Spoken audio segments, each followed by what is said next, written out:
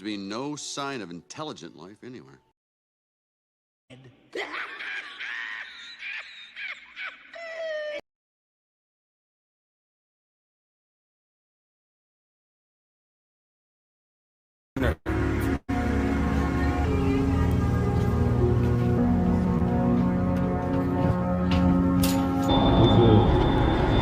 gonna knock these stickers off.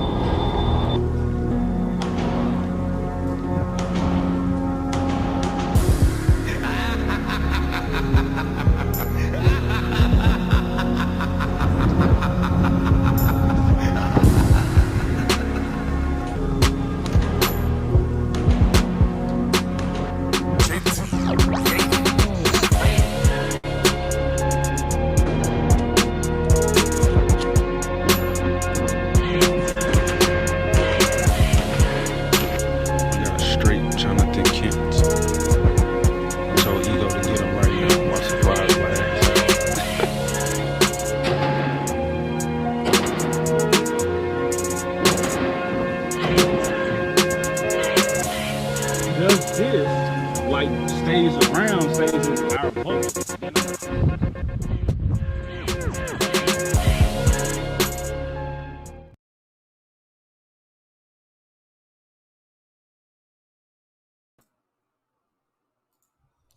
All right, what up, people? We in cameras. All right, bro. I think you got to unmute yourself. I don't know. Unmuted. I'm good to go, man. Okay, you good. All right, what up, people? We live for episode number 20 of Heroes No Capes. We out the teens. Sometimes I'm on, sometimes I'm not, like my face, but I didn't feel like moving my computer to my studio. So fuck it, y'all just got my little character right now. But we in here, same energy. I am the Abomination, known as AJ. How y'all doing? What up, people? Hey, clap, clap, clap, all that type of shit. I'm joined by my co-host, Ego, Left Eye Ego. What up, bro? How you doing? How you feeling?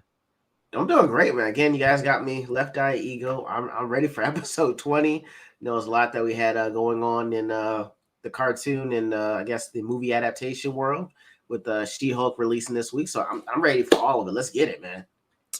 Bro, I'm just noticing the Cobra Kai tank top. Yeah, I got a rep. What the fuck? That's your hard, bro.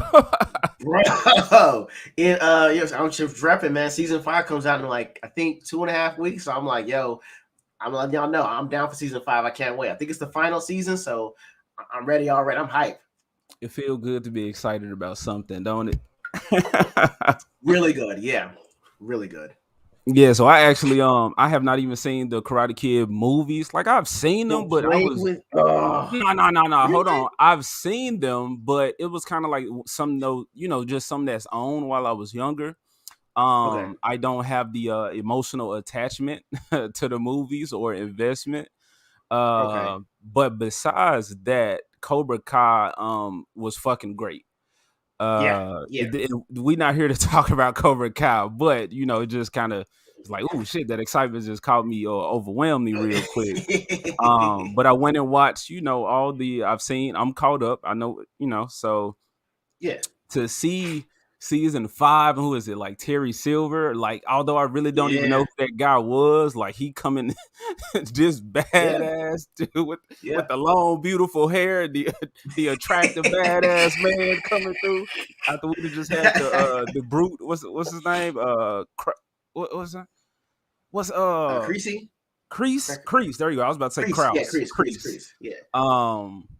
But yeah, man, to see that, and that is a show that actually hints on, kind of like we was talking about with Day Shift. That show has these elements in it, people of color, sexual orientations and whatnot, and all that type of things in it. And they did it fucking well. They did it fucking great. Unless you know at one point, like at some point, the talking stops, the intimidation stops, you have to throw hands. You better know how to defend yourself, and it's how you learn to defend yourself and the philosophy behind why they're teaching you how to defend yourself and why you need to learn it yourself. So I'm down for it. I love that show. True equality, no matter what you look like or what's between your legs, and fucking wild. And to see I don't know if you see like Drunk 3PO stream from him and I think Gina are going around doing stuff at like different conventions, and to see the to play Johnny Lawrence. Yeah. You know what I'm saying? Like just seeing like he seems like that guy in real life, which you don't have to be your character that you playing in real life, but to like that character and to see, you the same cool dude, like outside of the project, like that's wild. But again, we not stroking the cobra too much. I will say I've met Willie Zapka. He really is cool in person though. But yeah, anyway, go on. Yeah. Well, what was I? So y'all heard us. Y'all know us. Let's address the chat. A Sipiter came through. I don't think he's here now, or he could stay long, but we appreciate you, A Sipiter. Movie Madness and Entertainment. Mad Max, what up, bro? He up in here. Appreciate you being here. Maruda Chan, what up, Maru? What up? Vistra. I'm pretty sure it's Vistra, not Vistra. Please correct me if I'm wrong, bro. Call me retarded, all that good shit. Let me get the name right. But hell, glad you up in here. Yeah, man, we've been doing about as well as we can. Shit, we here bullshitting with y'all right now, so life can't be too fucking terrible. A2, always good to see A2 up in here supporting. Love it. We love it. Oh man, Movie Madness. He loves She-Hulk. We'll talk about it, man. We'll talk. We gotta get into it. We'll get into it. Shagsworth, what up, bro? Shagsworth, sir. Thank you. Good sir for stopping by. That is Shagsworth, bro. I really thought you was Hawaiian, bro. That's a beautiful man right there, man. Beard, long hair, all that, man. What up, Shags? Glad you up in here. Oh man. Bro Graham, he says, hell. Hey. What up, bro Graham? Hello, Graham. All right, y'all, let's get into whatever we're about to talk about. Ego, we have our topics. I guess to give y'all a quick little rundown. We got She-Hulk, of course. I reluctantly watched that. I dreaded through that episode. We got WB shaking some things up, some shit's getting canceled. I loves my animation. I've told y'all I really don't like live action. They never really get it right, or I don't see accurate depictions of cartoon or comic book characters. So to see a bunch of shows just getting snatched out of here, it's sad to see. It's sad to see. I guess a lot of people, or for the most part, don't even respect animation as a serious medium. I can't exactly say what's happening with this move, but hey, get your physical media, folks. Get your physical media. Because at any point, these companies can say, well, enough of that. And just get that out of here. Moving on.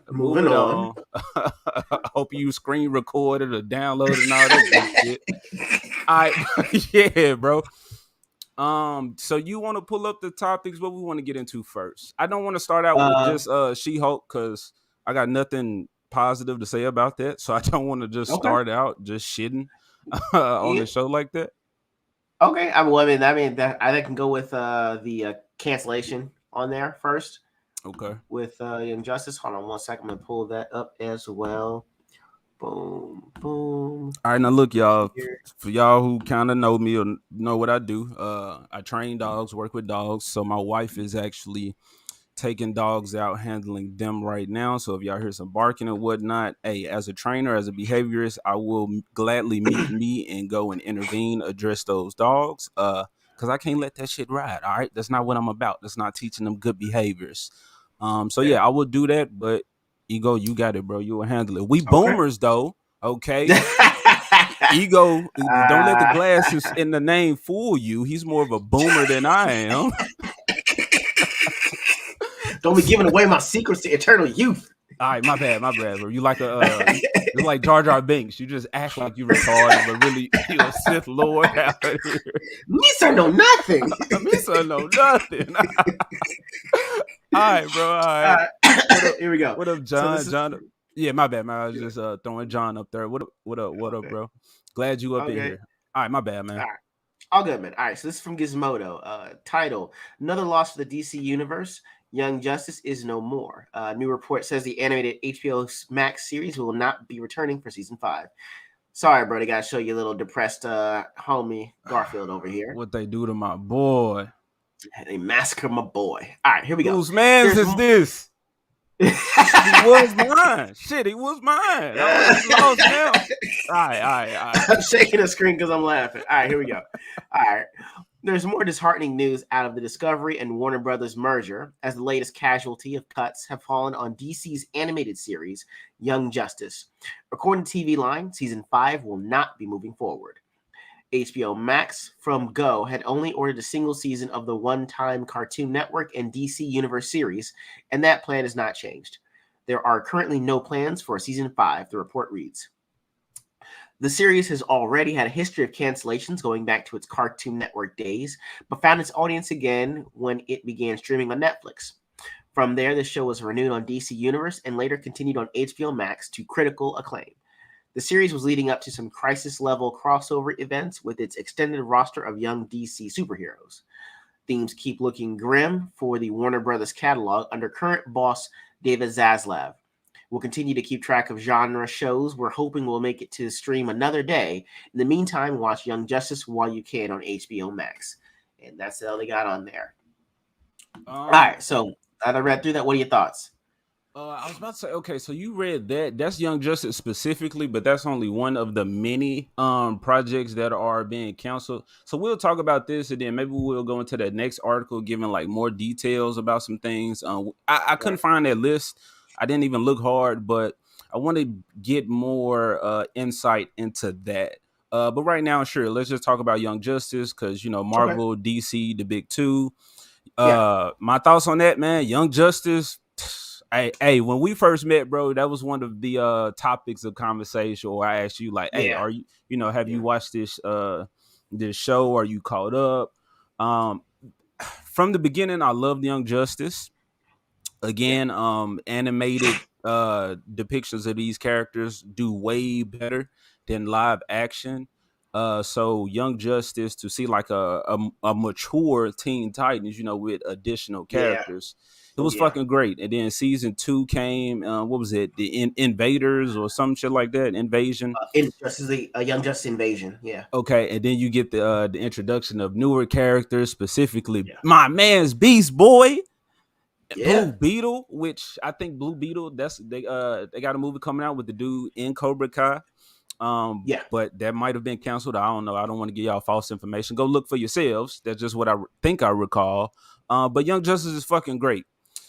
It's being canceled. My thoughts on it. Well, I'm not surprised, bro, with the way that the final season was going. Now, I think I saw like the first half, and there was a second half to come out later or some shit. But at that point, I really just didn't. It was dead, man. It was dying. Was it full of woke shit? I would say yes. Really, just because the characters. Let me go back. So the characters that they focused on in the final season were actually integral. Well, mainly Tigress or what was her name? Green Arrow. It wasn't Green Arrow. Artemis. Yeah, Artemis. McGann, Miss Martian. Who else can we think of? Connor, Superboy. Well, I was trying to think about the female. I was trying to talk about the female characters because you notice that these characters were, all the woke shit was not there. They were just there. They were just with the dudes. Equality, true equality. They were just real on the team. And what I mean real is I can't say real niggas, I guess. So, but you get what I mean. They was dope characters that was equal to the men, or to the males. And to see in season 5, it completely focused the story on those female characters, while I think and spoilers, but I mean, hey, y'all ain't finna be able to watch the shit no way in a minute, so how much did you really care? But to see Superboy supposedly died, Beast Boy was depressed, Wally had been died, so that wasn't an issue. That was actual story. You know what I'm saying? We felt the weight of that, which we felt the weight of Superboy too. But to see how they had to kind of push the male characters out of the way in order to focus on those female characters, that was the weird part. It would have been cool to see a story of Artemis and Cheshire and, you know, that whole family dynamic. Like, that was dope. It was very complex too. Yeah. It was just the timing of it and seeing the focus. That was the weird part. I don't know if y'all hear the dogs barking in the backyard, but that's what was happening. What else do you recall from that? Basically, I'm saying that season 5 was trash, so I can understand how, if the goal right now with this whole shakeup from WB is to cut projects that were not really doing well, performing well, pleasing to the audience, especially the core audience of this of these properties, to, you know, if they're not doing well, cool, get it out of here. Which we've predicted, Ego, on past streams, that at some point these companies were going to realize that nobody it's not wants profitable. Right, there you go. It's not profitable. The core audience does not want this agenda pushing, this political agenda, this social engineering that's being pushed in these properties. So at some point, you know, companies was going to company that was like, all right, this ain't making money. We'll have to shake some shit up. My thing is, fuck them, because y'all allowed this shit to happen. So, you know what I'm saying? You made your bed, you lie in it. So while y'all focused on that, cool. We'll be over here doing our own thing, building and competing. Agree. But I've been talking forever, bro. You take it, man. All right. So I mean, like, so based on like the show's history, I know they initially put that first season out on Cartoon Network, right?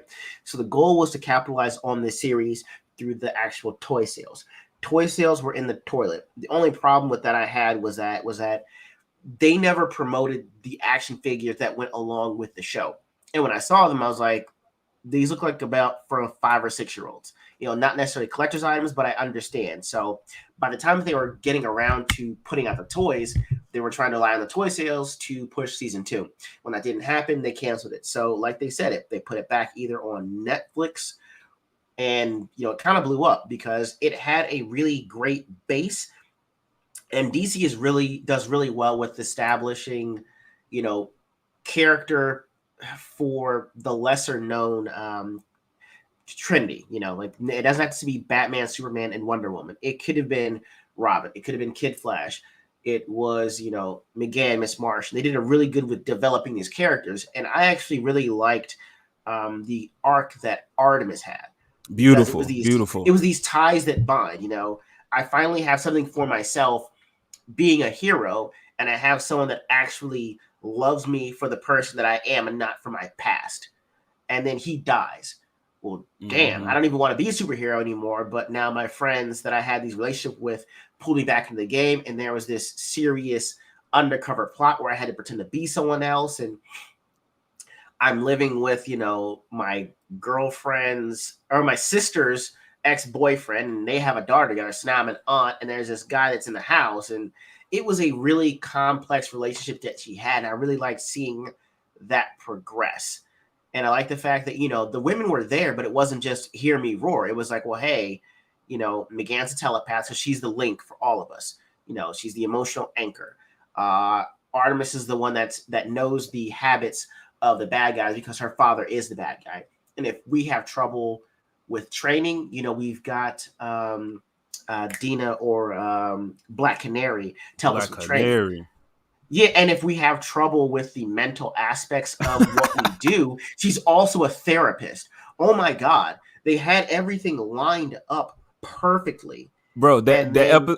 My bad. The episode where Superboy thought he was big and tough, he was like, "Come on now, I'm Superboy. I don't need to train." And she put that boy on his ass, and then he went to her later like, "All right, you humbled me." Sorry. Right. She's like, Wildcat taught me about these hands. Yeah. And you know from comic lore that Wildcat beat up Batman.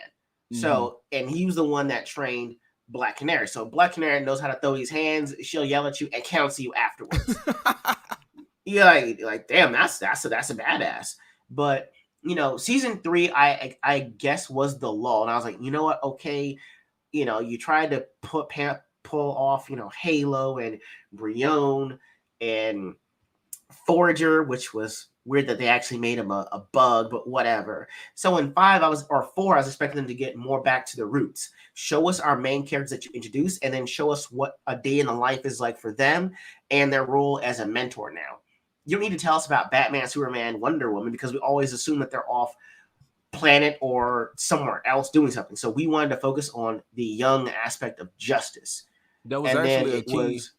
That was actually a key part of the show when the big names, like the adults, were actually off world, and they kind of got framed for something. So the younger heroes had to do their part to kind of clear their name. To see that. Yeah, and between season 3 and 4, it went from Young Justice to Young Social Justice. And then you're like, wait, what is this? We're Mars, and it's the green Martians versus the white Martians. And all I know is that Megan's brother running around here like Martians matter. And I'm like, that sounds familiar.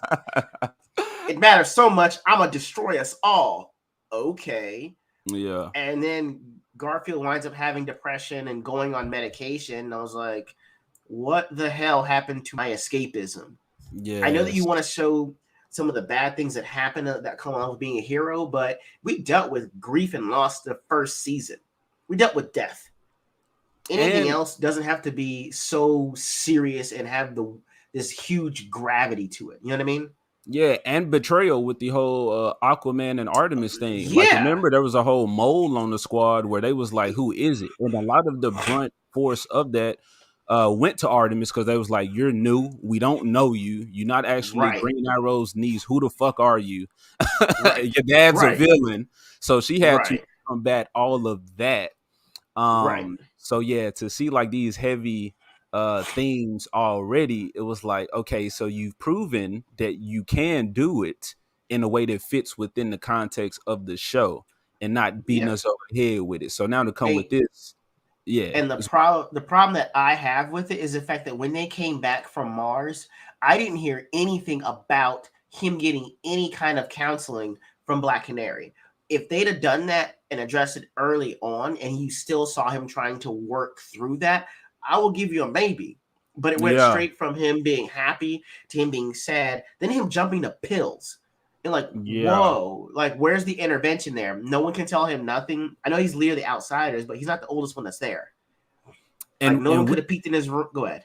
Yeah, well, with that, am I bad for cutting you off, bro? Keep going. Go ahead, Tell me shut the hell up. But no, go ahead. Go ahead. You got what you got. Go ahead. I got blow my nose anyway. Go ahead. I like what you were saying with that, how we can see that depression from Beast Boy, but Beast Boy was the quote unquote comic relief because that was his like mask, that was his facade to deal with his trauma of losing his parents at a young age. So that's why he was always goofy and quirky and whatnot.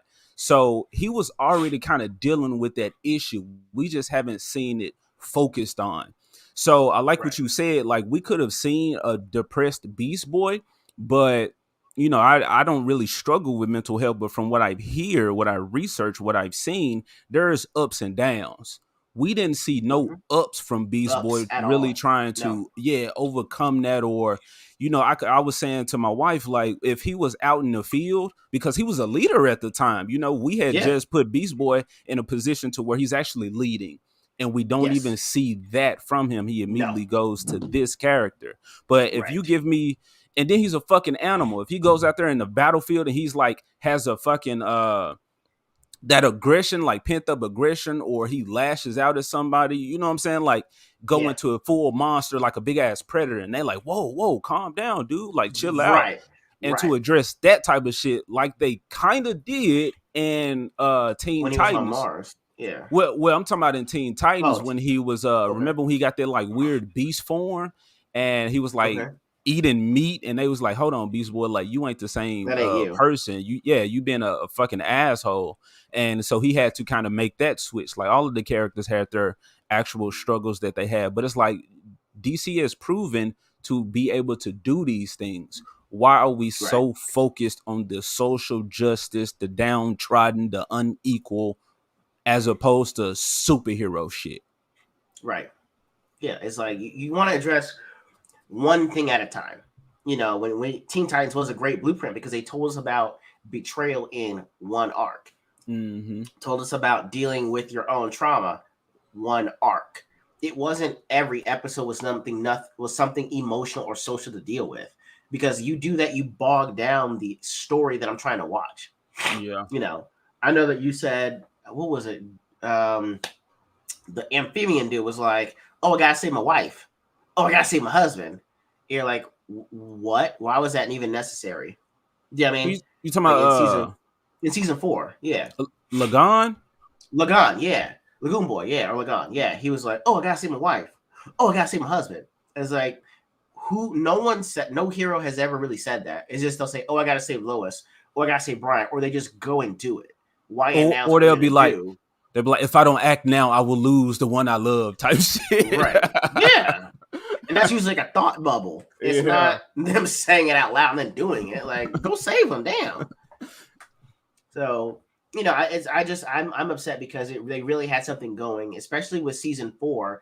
I was really hoping that they were going to expand upon the fight between chaos and order. It really gave Vandal Savage a place in the world, and explaining why he actually has this use of immortality. Because usually they show immortal beings as either really poor or really cynical, not really cunning and to the point and saying, "Hey, the greatest power I have is time."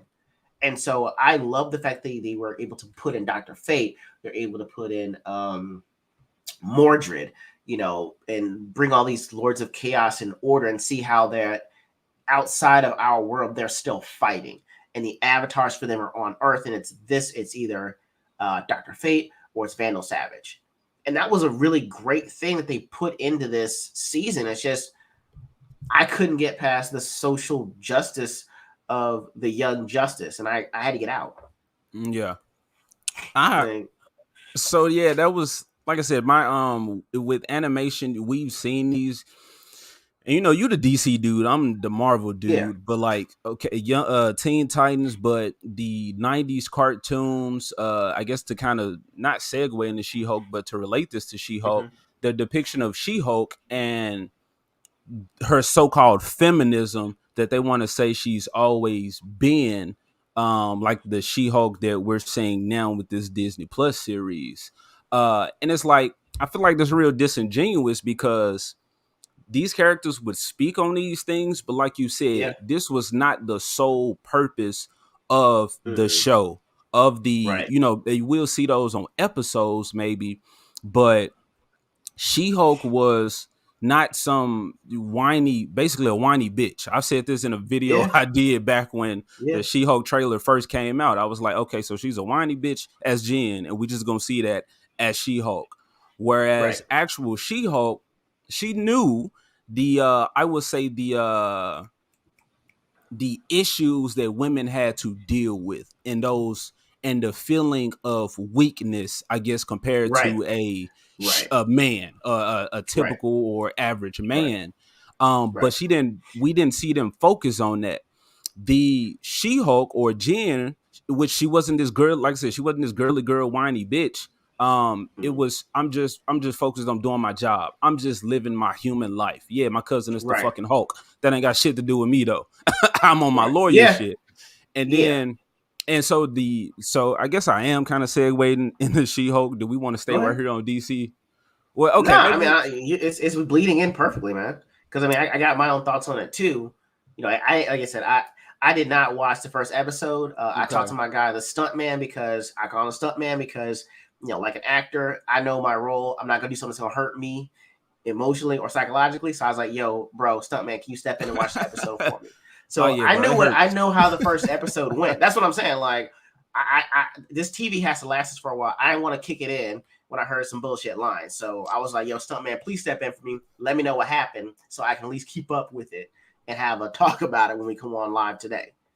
All right, so look, before we jump into that, let's just keep it on DC. Let's just get final thoughts. That way we can address the chat, and then we'll go over to the She-Hulk talk. Or like more articles we got or whatever. People, we have an idea of what we doing, but I mean, I'm gonna go with the flow type person. And ego's been fucking adapting, so we just go. It's just wherever the conversation go, wherever the energy go, wherever you in the chat take it. All right, but yeah, I was just talking about Beast Boy. So I was that's what I loved about Young Justice, and to see all these characters in a slightly more mature setting, but then still having fun. Like, I hear Robin's voice in my head right now when he fucking disappears on the team, when they got to learn how to use the teamwork. Yeah, like that little laugh, and did the villain like, what the fuck? Where this nigga at? And then you see him come out on the grappling hook, or he'd have just threw some bombs on somebody and they attached. Like, that wild shit. It's like, superheroes used to know how to balance fun with seriousness. And like, that's my issue with the MCU is, where's the superhero-ness that's not world threatening? Where's the villain that's just here robbing a bank, and we see a superhero go in, beat the fuck out of them? Yeah, we save the day. All right, hand them over to your coppers.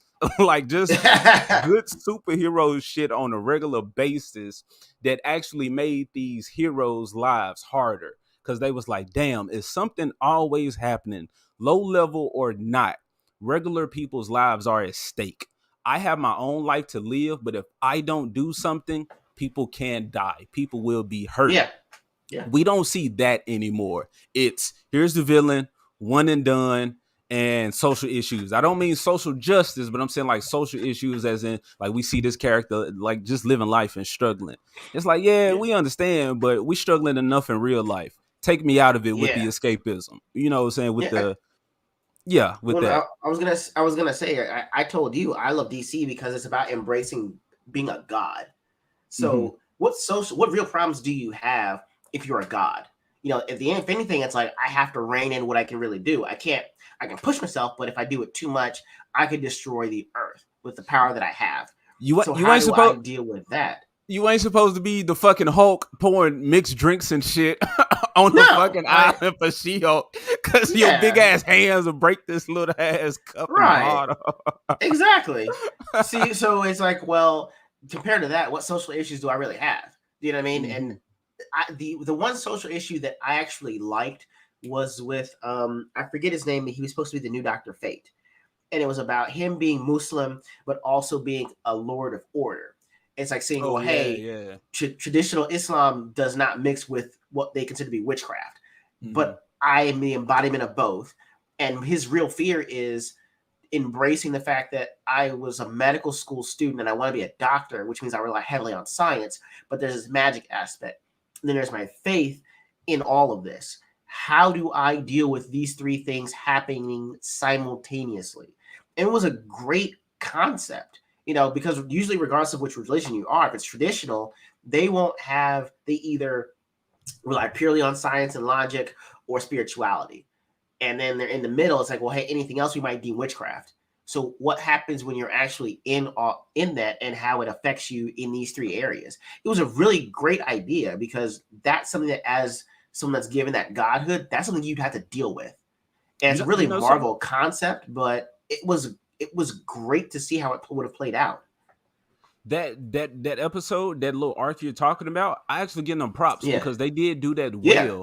It was really good. Yeah. When Zatanna was trying to find the kids or whoever was worthy or could handle that the Dr. Fate's helmet or whatever, and you saw those three characters, they dealt with the social justice issues, but it was real and it fit within the context of the show. So I did it was their social issue too amongst themselves. Exactly. Yes. You know what I mean? Yes. Yeah. So the one girl who like had issues with like, I think her confidence or something, or I forgot who she was, but like she couldn't access her power, or if she accessed it, she would like kill people. Like she was one, and then the Muslim dude that had to deal with what you're talking about, and I think there was another. Now I think they kind of fucked the other one. Yeah, I think they kind of fucked that up, because I think somebody told Zatanna, was like, damn, you make these kids go through that just so they can hold the helmet so you can get your daddy back. And I was like, okay, you fucked it up with that, but before I was with you. But Zatanna, that's another character that's like fucking amazing that we love. Yeah. And woman. Dealing with and them actually tricking her into thinking she meets her dad once a year. Mm-hmm. You're like, damn, you're like that. You're thinking, you know, as a friend with superpowers, excuse me, am I okay with doing that so my friend doesn't completely break down? Yeah. Even if they may never see their father again, who sacrificed himself to save you. You're like, damn, you're like, man, if I ever became a parent, I think I would do what Zatara did. So it gave you the relationship aspects of things, and like, well, hey, I'm not a father yet, but I hope that one day, if that ever happened, and I hope it doesn't, that I'd be able to sacrifice myself so my kid can live on. You're like, it was they did great relationships, really great, and then let it fall apart in season 4. Yeah. Let me address the chat real quick. All right, let me check on my dogs. Go ahead, bro. Okay, cool. We got some folks that jumped in. What up, Gordon? Good brother. You're not allowed to laugh at the screens. You was laughing at ego ass. The boomers that they do. Cannoli Sasquatch. What up, bro? How you doing? Cannoli Sasquatch. Y'all, Cannoli Sasquatch got a channel. Go subscribe to him. Look, bro, I'm not big either. I only got 16 people in here right now, but I appreciate the fuck out of these 16 people, and it wouldn't be a show without y'all. So if you're listening, go check out his channel, as well as anybody else in the chat that's here, that's commenting. People got channels like Flaccid Phoenix down here. I'm about to get to you. What up, Flaccid Phoenix? War Monkey, what up, bro? What up, bro? You know I love to see an animal jumping in the chat. Didn't they break up Connor and McGann off screen like chumps? I think they did. Did they do that in... They did do that, and they brought in Lagan, but at the same time, John, they did have you get to see them kind of like not necessarily going back at one another, but like, you know, Lagan was just her rebound dude, so they kind of dealt with that, you know, the love of her and Connor. So it happened, but it still was like some real world, some believable shit. But I feel you though, off screen. Flaccid Phoenix, no, I guess we did talk about She-Hulk. But we not exactly going into She-Hulk. Maybe we'll go there. We'll see. Bro, Graham got to bounce. I'll catch the rest later. Bro, check it out later, man. Hopefully it's still entertaining. It's when you come back. Glad you was here, though. Glad you was here. Spoilers, you ain't missed ish, right? Not lying. Flaccid, you want to hear the Mark? Man, look, I don't give a fuck about Mark Ruffalo, but I will shit on this dude. Just like the MCU has done on him and Edward Norton's Hulk. Y'all talking about the DC shame because the first 2 seasons Young Justice were good. That was fucking amazing. Season 1 gave you the characters you know. Season 2 introduced new characters. What a great way to put it. To young social justice. That's exactly what it became, bro. Watch season 3, but later season I gave it quickly. Season 1 and 2 a break. Yeah, man. Season 3 kind of like it's on the downside, and then season 4 is just like, it's dead. Oh no, I have to go and say my gay love. The lovely Sherry, what up? What up, Sherry? I see you in on other folks' channel like Snow Dub. I think Floral Under the Rock. So it's cool to see you here. Glad y'all here. Anybody new? It's like fucking church. That I say, with any newcomers, any new visitors. Stand up. Yeah, put the spotlight on you. You like, hold on, bro. I ain't want all this. I just needed Jesus to see me.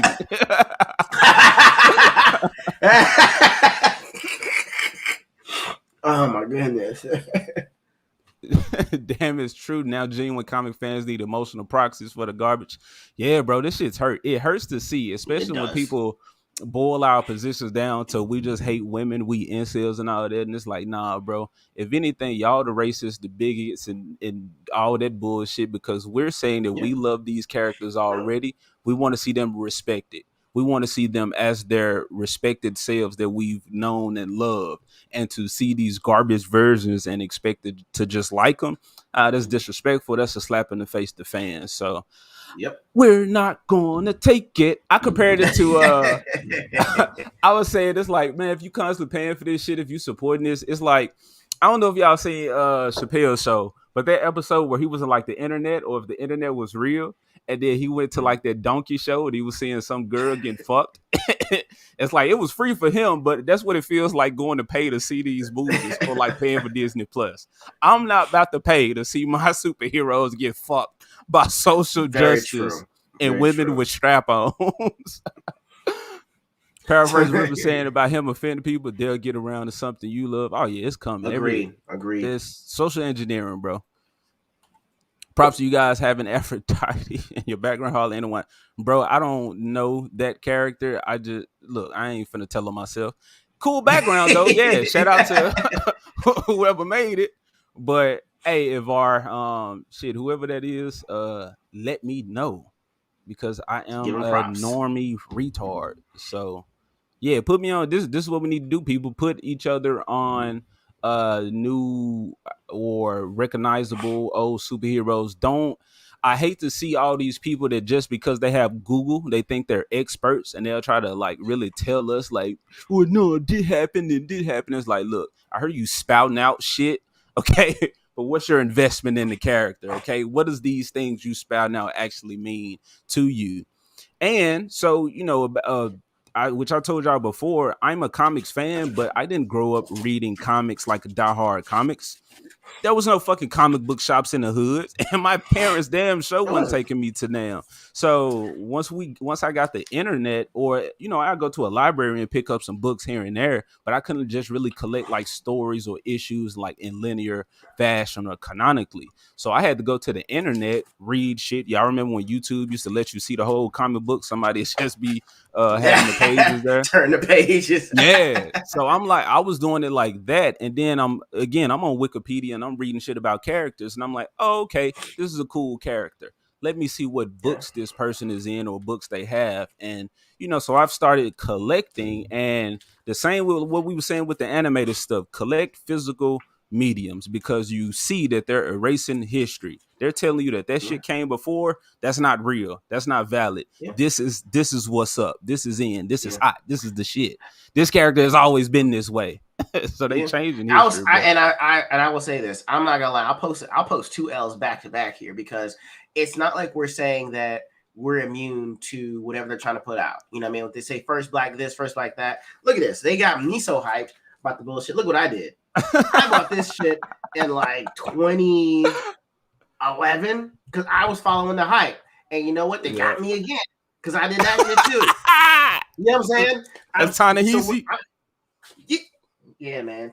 No, that's okay. It's before that. But okay. Say this.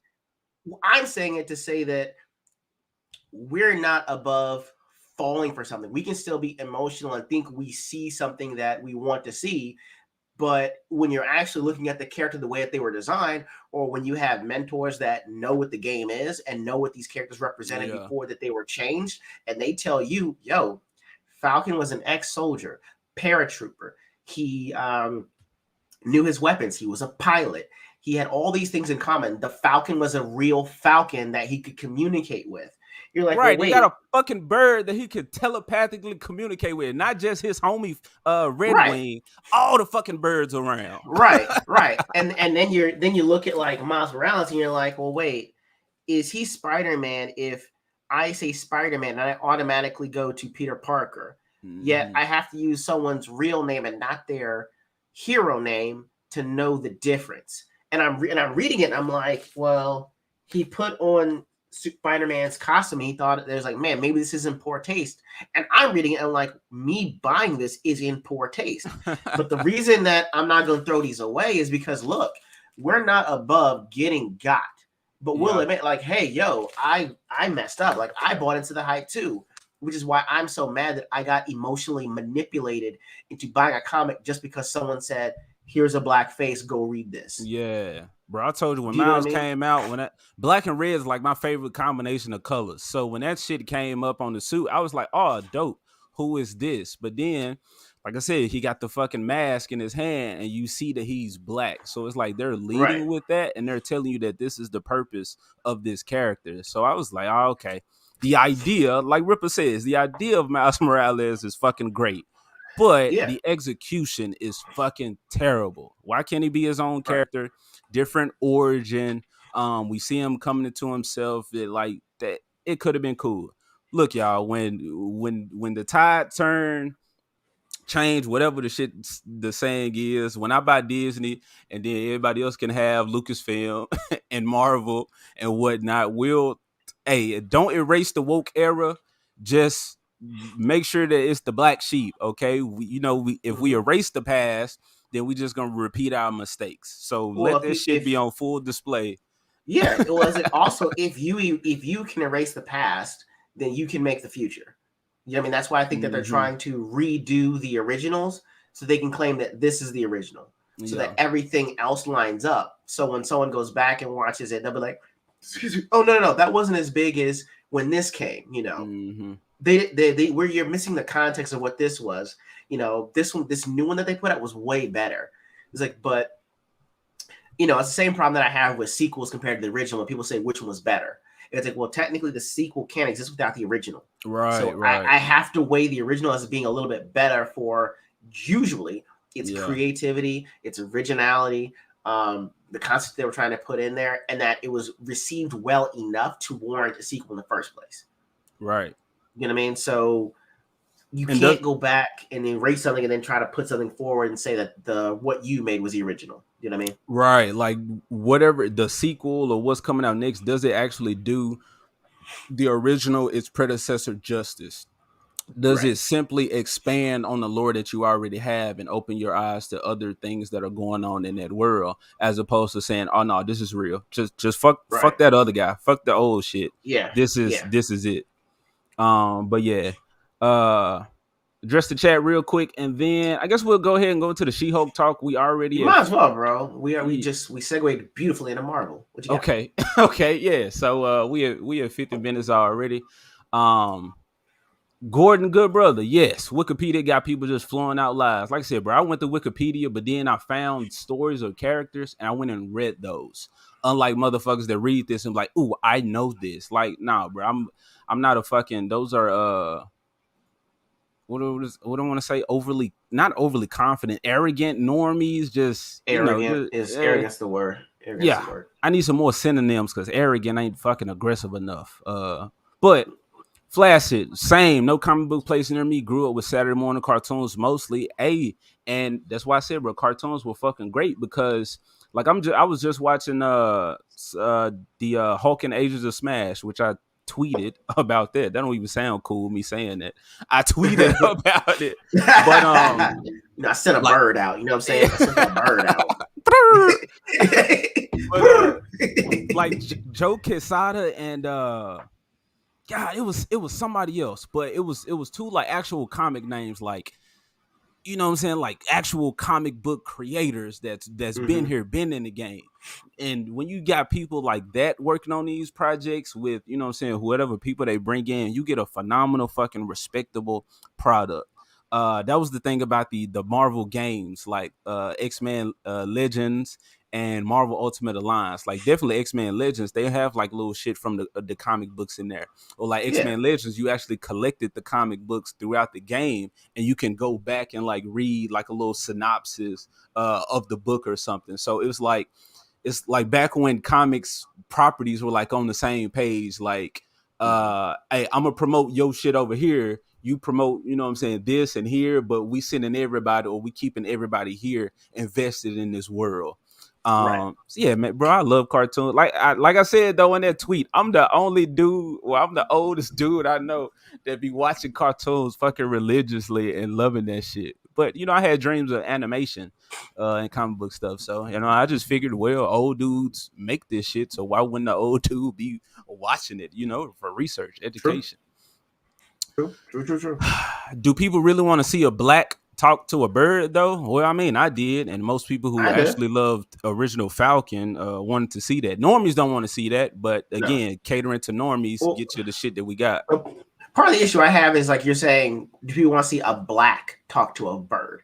So the problem I had is, no, I'm serious. Because you would have been like, does anyone want to see a man talk to a bird? Yeah. Then you could be like, but what? No, who wants to see a black talk to a bird? Oh, hold on. Why the black talk to a bird though? Yeah. Why can't he have the communication with the animal? His name is Falcon. It's in the name. Mm-hmm. It's like saying, you know, the way that it made it sound is like, does someone really want to see a guy named Falcon communicate with a gorilla? You'd be like, yeah, that's kind of weird. But you said, does anyone want to see a black talk to a bird though?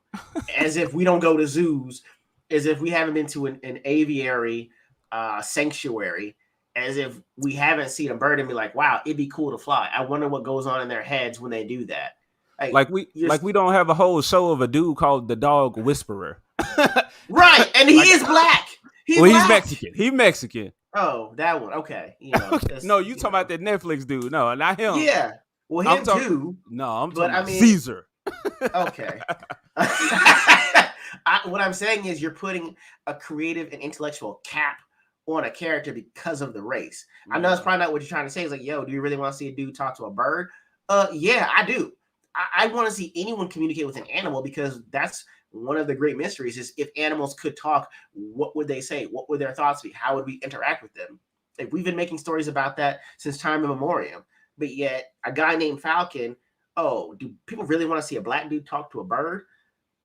Man, come on, get out of here. We've seen that. We've seen people communicate with animals and we've had no problem. So why is it when a black guy has a chance to communicate with an animal, you don't think people are going to want to watch that?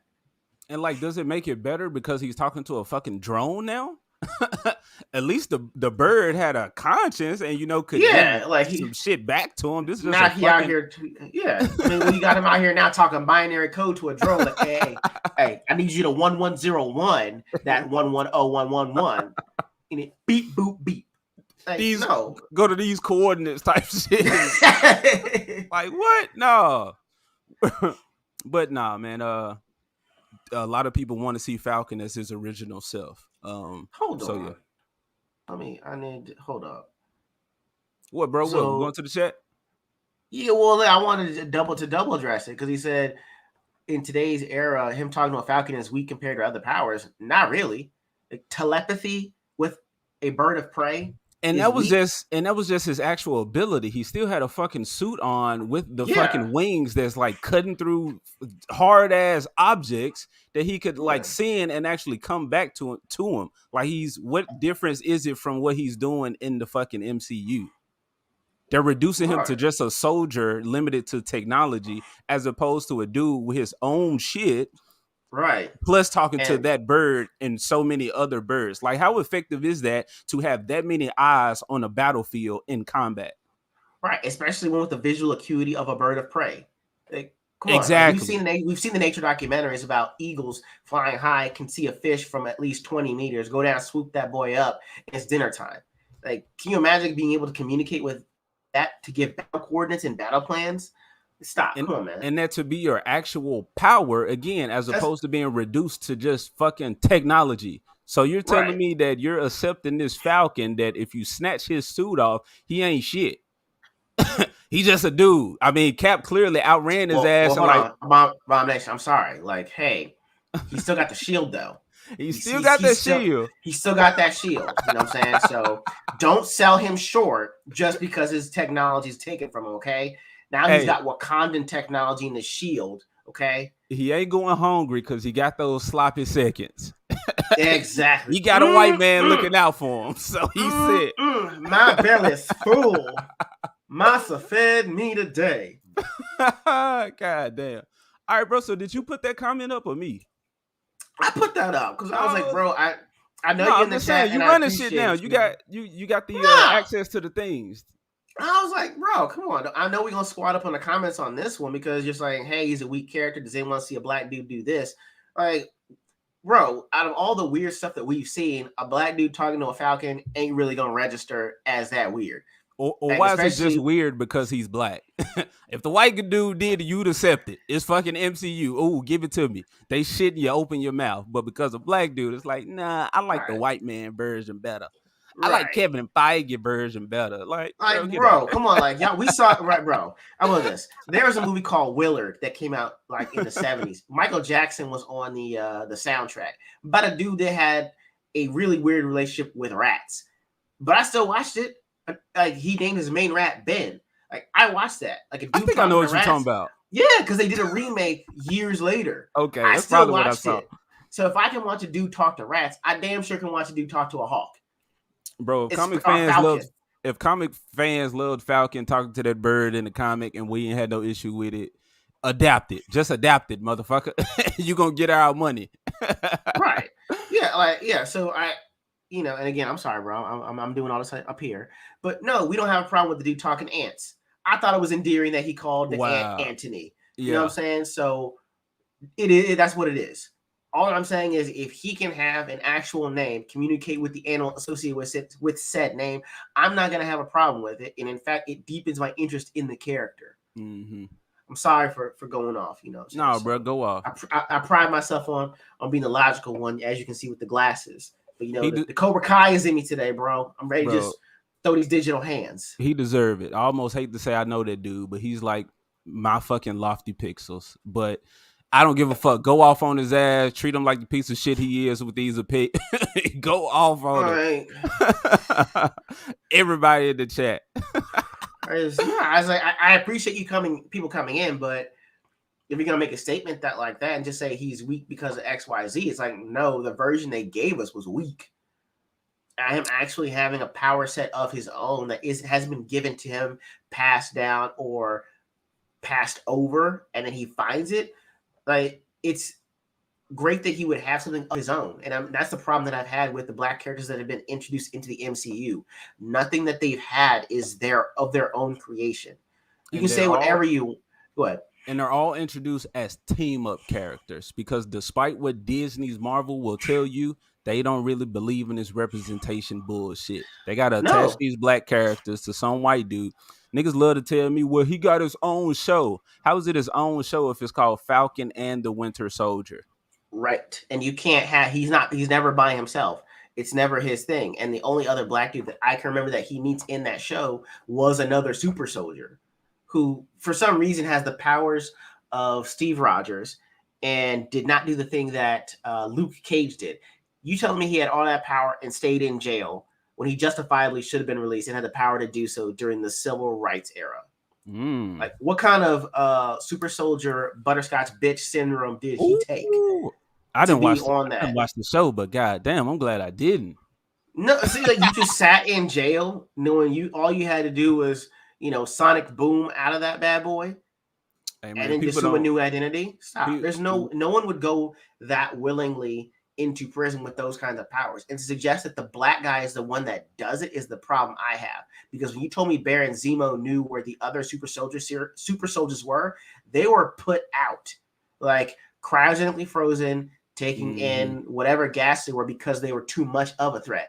Because if they even breathe oxygen and gain consciousness, it's a wrap for everybody. But you're telling me the other Black guy that got the super soldier serum, that had full control of his powers with zero hangups, willingly stays in prison for that long.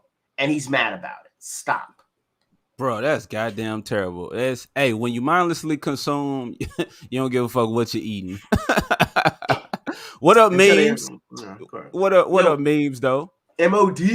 Shout out to Memes. Go subscribe to his channel. He a wild boy. Yeah, I love them wild dudes that don't give a fuck, say what they want. Here he go with it, bro. In today's era, talking to a Falcon is weak compared to other powers. Oh my goodness, what powers did Cap have? He's just a super dude.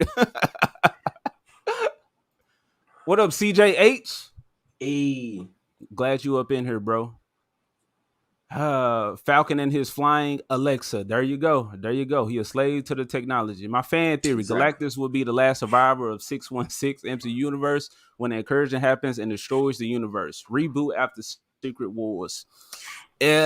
So you know what? I was just listening to an interview with this something gal, the head writer, whoever for She-Hulk, and dude was asking her. The interviewer was like, "What are your plans for this character?" After that, and she was like, "Well, this is only a TV series, so I just thought of my story like beginning to end, and it's kind of what they want to do with this character, with this story in that world.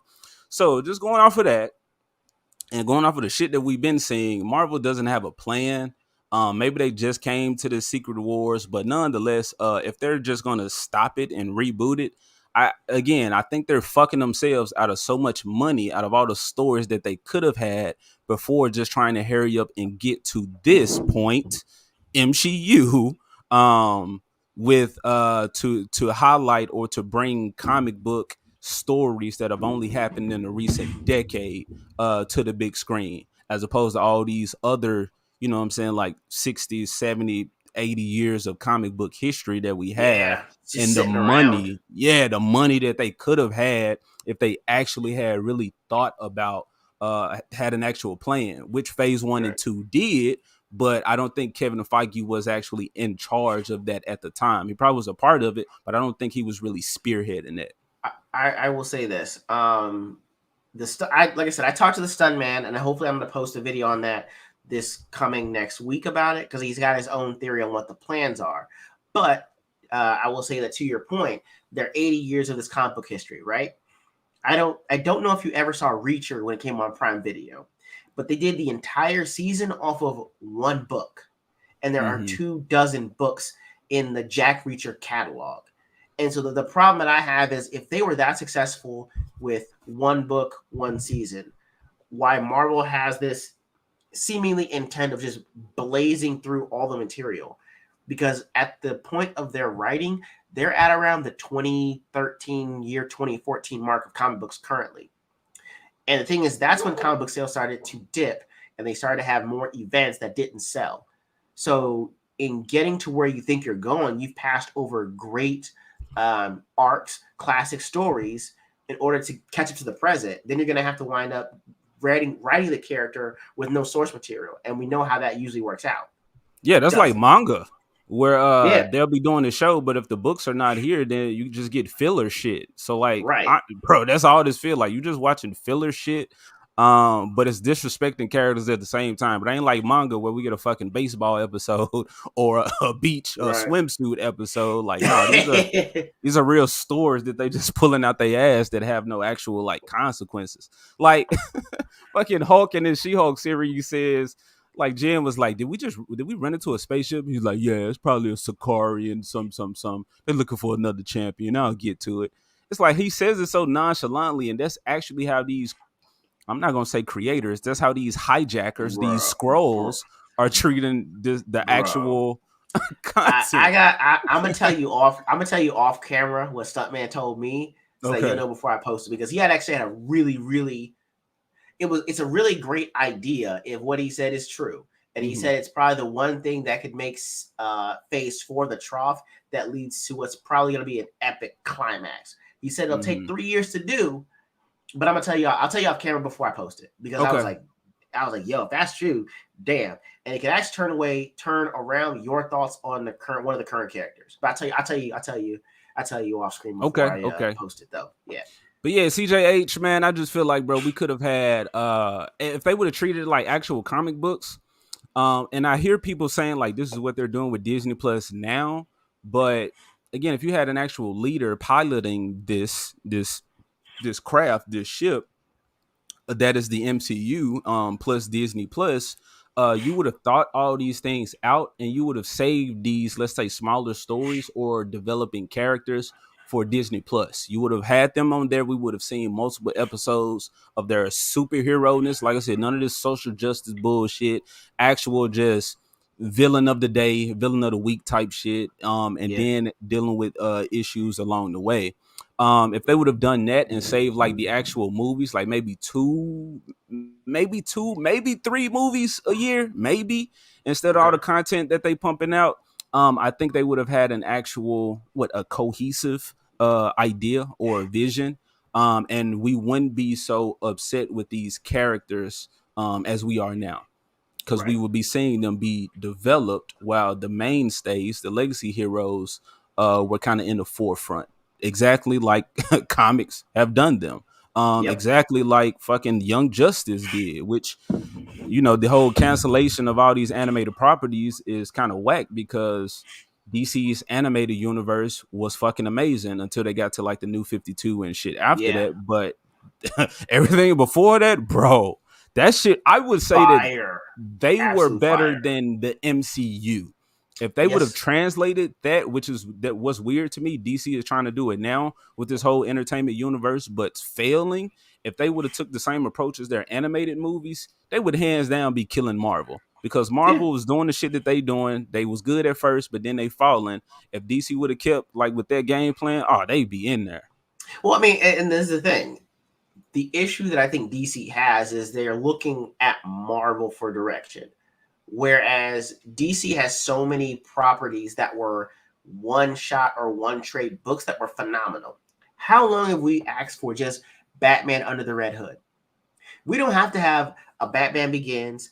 Batman trains Dick Grayson to be Robin. They have the falling out and he becomes Nightwing. And then he takes on Jason Todd just to get to the Red Hood. We didn't ask for the equivalent of 5 movies, we asked for 1 because it was so great when we saw it that even if you put this movie as a standalone with no connections, we would still watch it because it's classic.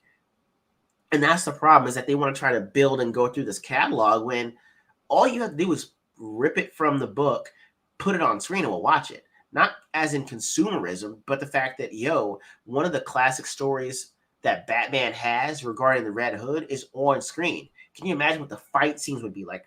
The gun kata, the dialogue, the actual detective nature of Batman going across the globe to figure out if one of his Robins actually died. Him having to address the Joker, but not Joker taking up the entire screen time. That's all that we would have asked for. And the fact that you don't have to connect these characters would have been fantastic, because Bat and the Sun does this all the time. They crowd and fundraise. They make a movie, a short that we asked for, put it on screen, and we love it because it's what we asked for. You know what I mean?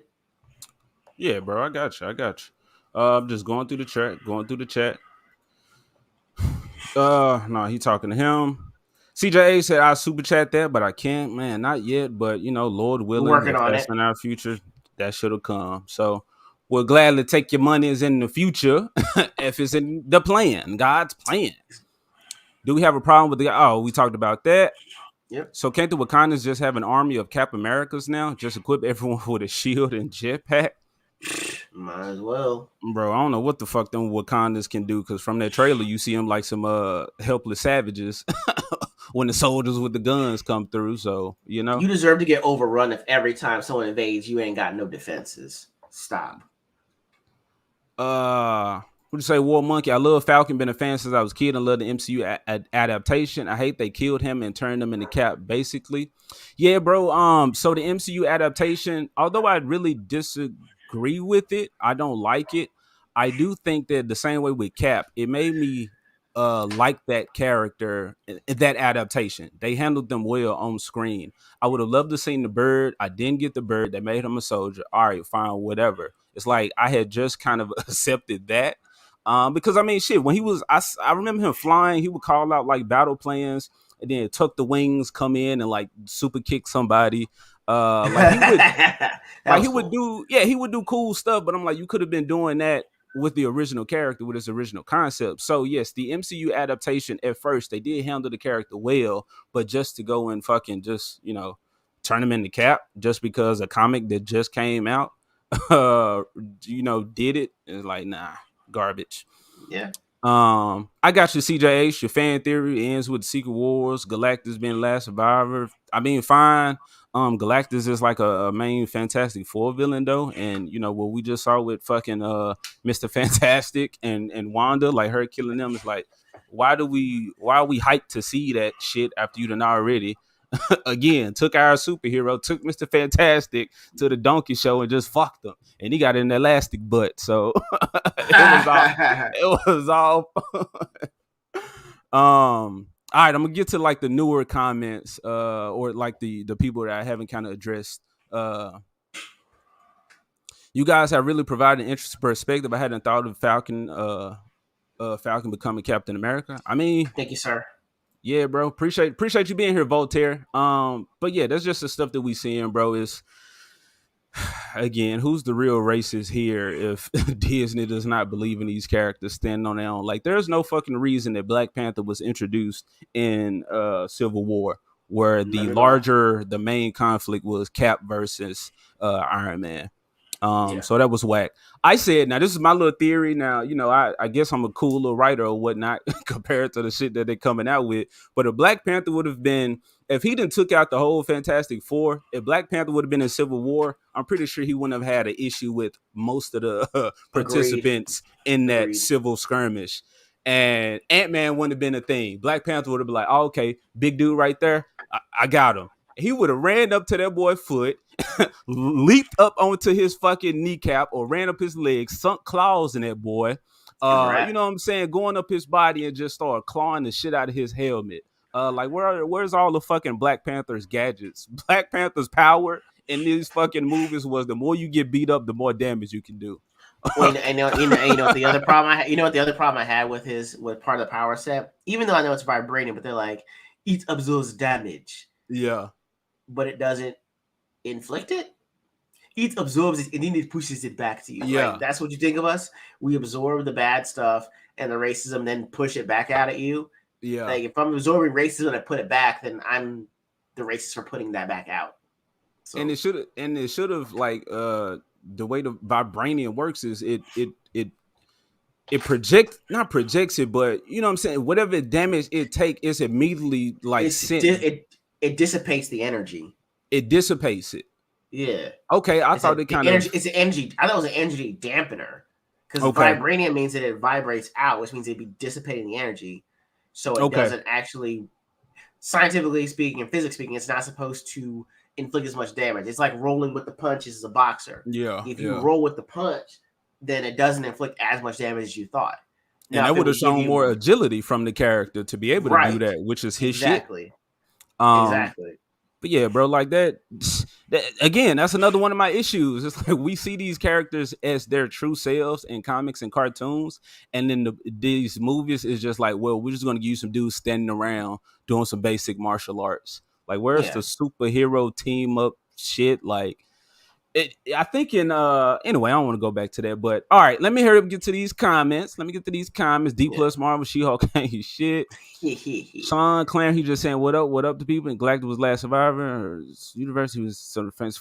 So unless they say Fantastic Four is canon and that was Galactus in that cloud, then it would likely be from 616. All right, possibly. you got your theories. I mean, there you go. Like, we fans can get together and talk about this shit all day, and we can come up with way better stories than what they got. So, agreed. Mainstream does not equal valid. Okay, people, let's get together, let's build, let's make some dope stories. I think Doctor Strange 2 is a lot more important than we thought. What is that? The Multiverse of Madness? Yeah. Maybe, but I mean, why are we already in the multiverse when, again, so much other shit that we should be doing before we even get to this point? I stand by everything can be fixed with the Deadpool kills the MCU movie. I watched that. That would be hilarious. That'd be interesting, but I hated that book. I know, but it's a perfect reset. I'd watch it. It'd be hilarious to me. It would be the biggest comedy I've ever seen. I feel it'd be very entertaining. Like his movies. The first one was great. The second one, Domino was fine. I'll give him that. And it was still entertaining, but you got Ryan Reynolds. Like, it was one of those non-consequence movies. Nobody dies, nothing really lives. It just is. In the end, we're all friends. It was the friends we made along the way type of movies. So. Well, his woman died. Who did? Cable's woman? Deadpool. No, Deadpool woman. I forgot her name, but she died. He falls in love with death, so I mean. Okay, all right. You really lose? You said the new DBS movie was filler. All right, I'm gonna get Ego to watch that. I gotta watch it before streaming with you guys tonight. So, hey, I will be on Flash and Phoenix stream tonight. So I gotta hurry up and watch that goddamn movie. I've seen some of it, but I'm ready to talk about that. I hate Dragon Ball Flash and Phoenix. I love it, but oh my goodness, that's Dragon Ball Super though. This was Dragon Ball Super. Man, Dragon Ball Super superhero. Dragon Ball Z had issues. Dragon Ball GT brought things or concepts, lore already established, and then as well as aged up the characters so that we can get a more serious story while yet still having our jokes and whatnot in between. But we'll talk about it. Flash, I'm excited. I'm excited. I mean, he still had a time travel device from Deadpool 2. Okay, so we get into the current. Galen was Galactus in comics, but they could retcon that. Bro, you keep talking about Galactus. Okay, fine. I done told you, like, all universe and MCU multiverse ends eventually. That was established. Okay. But again, in all new Avengers in 2013, they were doing that concept. Like, all worlds die. Everything dies.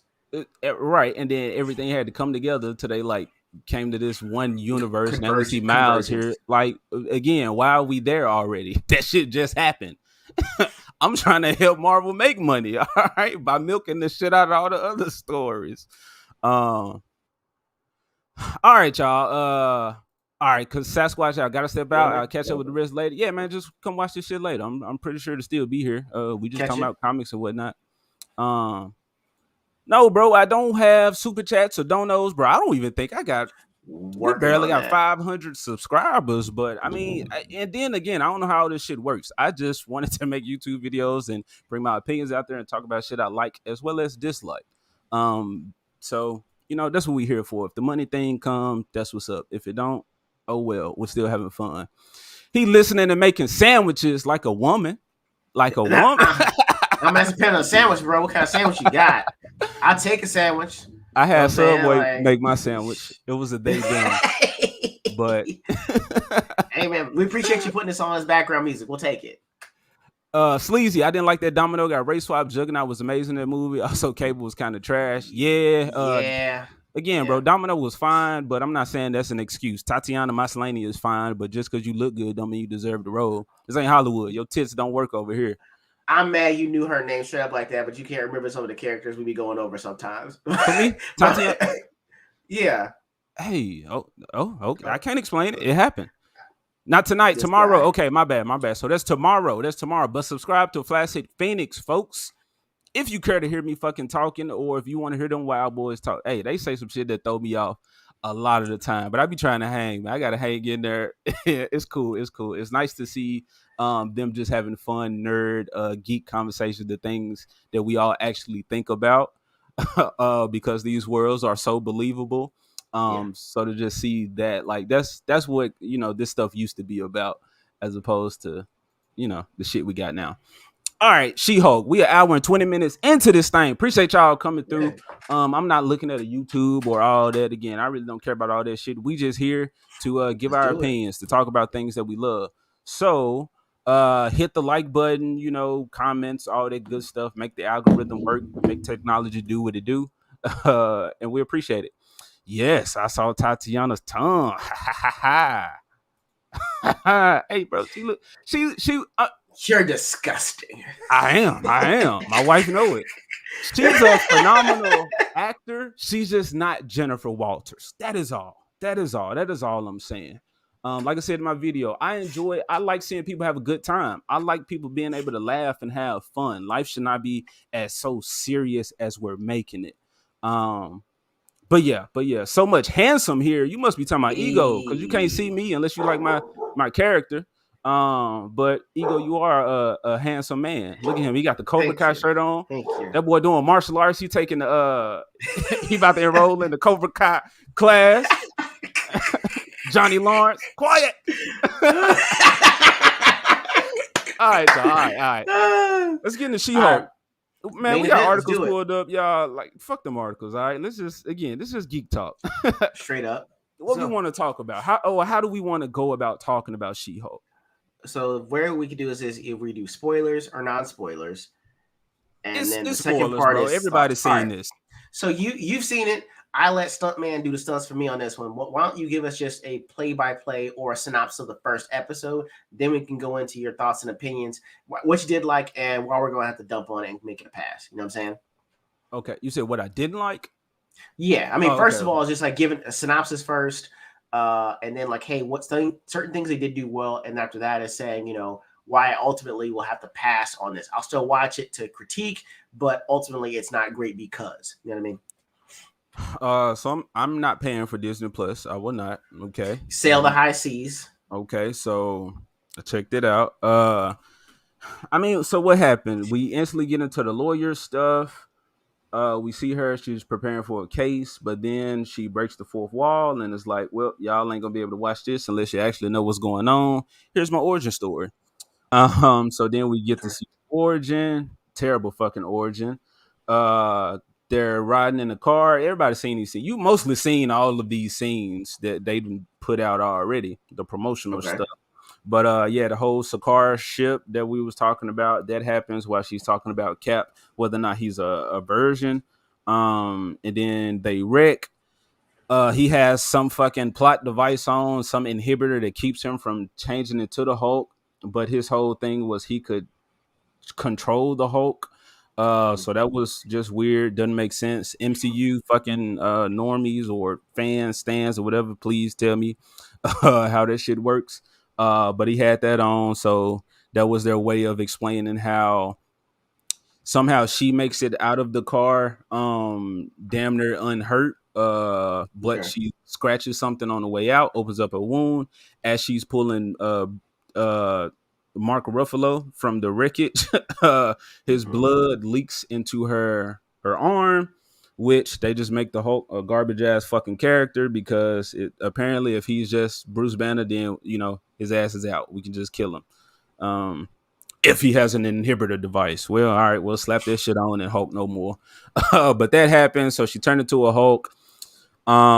She somehow, again, women shit, she fucking homes in on a bar of all the places in the city that she could have walked up on, again, because of plot. So she's all disheveled, clothes fucked up, she's dirty, torn. She's walking through the club or she's in the bathroom and a bunch of women and others enter the restroom and they're like, "Ooh, girl." They were like, what? Whoever did this, he don't care about you. Like immediately shaming the man, but Oh, that's what they were talking about. The bathroom scene. That's it. Yes, where they're all get out of here, giving her fucking makeup and trying to clean her up and whatnot. And then she's like, look, y'all, I don't need all of that. I just need a phone. Everybody pull out their phone. So she calls Bruce. I guess, I don't know. I'm pretty sure, I guess this is what happened, but you see her walking out. Now, this is my thing. Now, this is why you shouldn't try to appeal to black folks, because I'm going to be watching the shit when it's, the way you handle black people and this stuff. So, okay. So later on, the actual lawyer that she's going against that's defending the other guy or whatever, the opposition of her, was black. So he's defending the villain. And then the guy who starts the catcalling was a black guy. I'm just saying I paid attention. Was that intentional? Who knows? But that's what happened. So these dudes outside, they do the catcalling. Hey, let me get at you. I think I'm going in order, but so that happened. Yeah, give me a rundown. Go ahead, go on. So that happened. And I'm seeing some chats, and I definitely agree with y'all. I will get to you to those. Okay, so those dudes come at her, and dudes are creepy. Dudes do dumb shit. Huh? Is this based in New York? Are they in New York? Yeah, I would assume. Okay, all right. I'll bring that up. I'll bring up my reason why later. But go ahead. I don't know if they actually said that, but I mean, maybe. Landscape. Would the landscape imply New York? Well, this one you just see like bushes around. Like she's going through a bunch of bushes. I've never been to New York. When I see New York, all I see is all the people, packed out cities. Well, shit like that. Do you see that, or does it give you more of a vibe of it's California? I guess more California, but then again, I'm into hunting, and apparently New York has a lot of great hunting spots. So I can't even say exactly where they were, but I'm assuming it's New York just because of source material, I guess. But so the dudes come after her, and then she's like get pissed, so she hulks out, and they're like, oh, immediately niggas start grabbing each other like fucking cartoon characters, like fucking Scooby-Doo and jumped in Shaggy arms. So that happens, and then I think you see Bruce like tackles her upstate north of Albany. That's what Salty Texas C just said.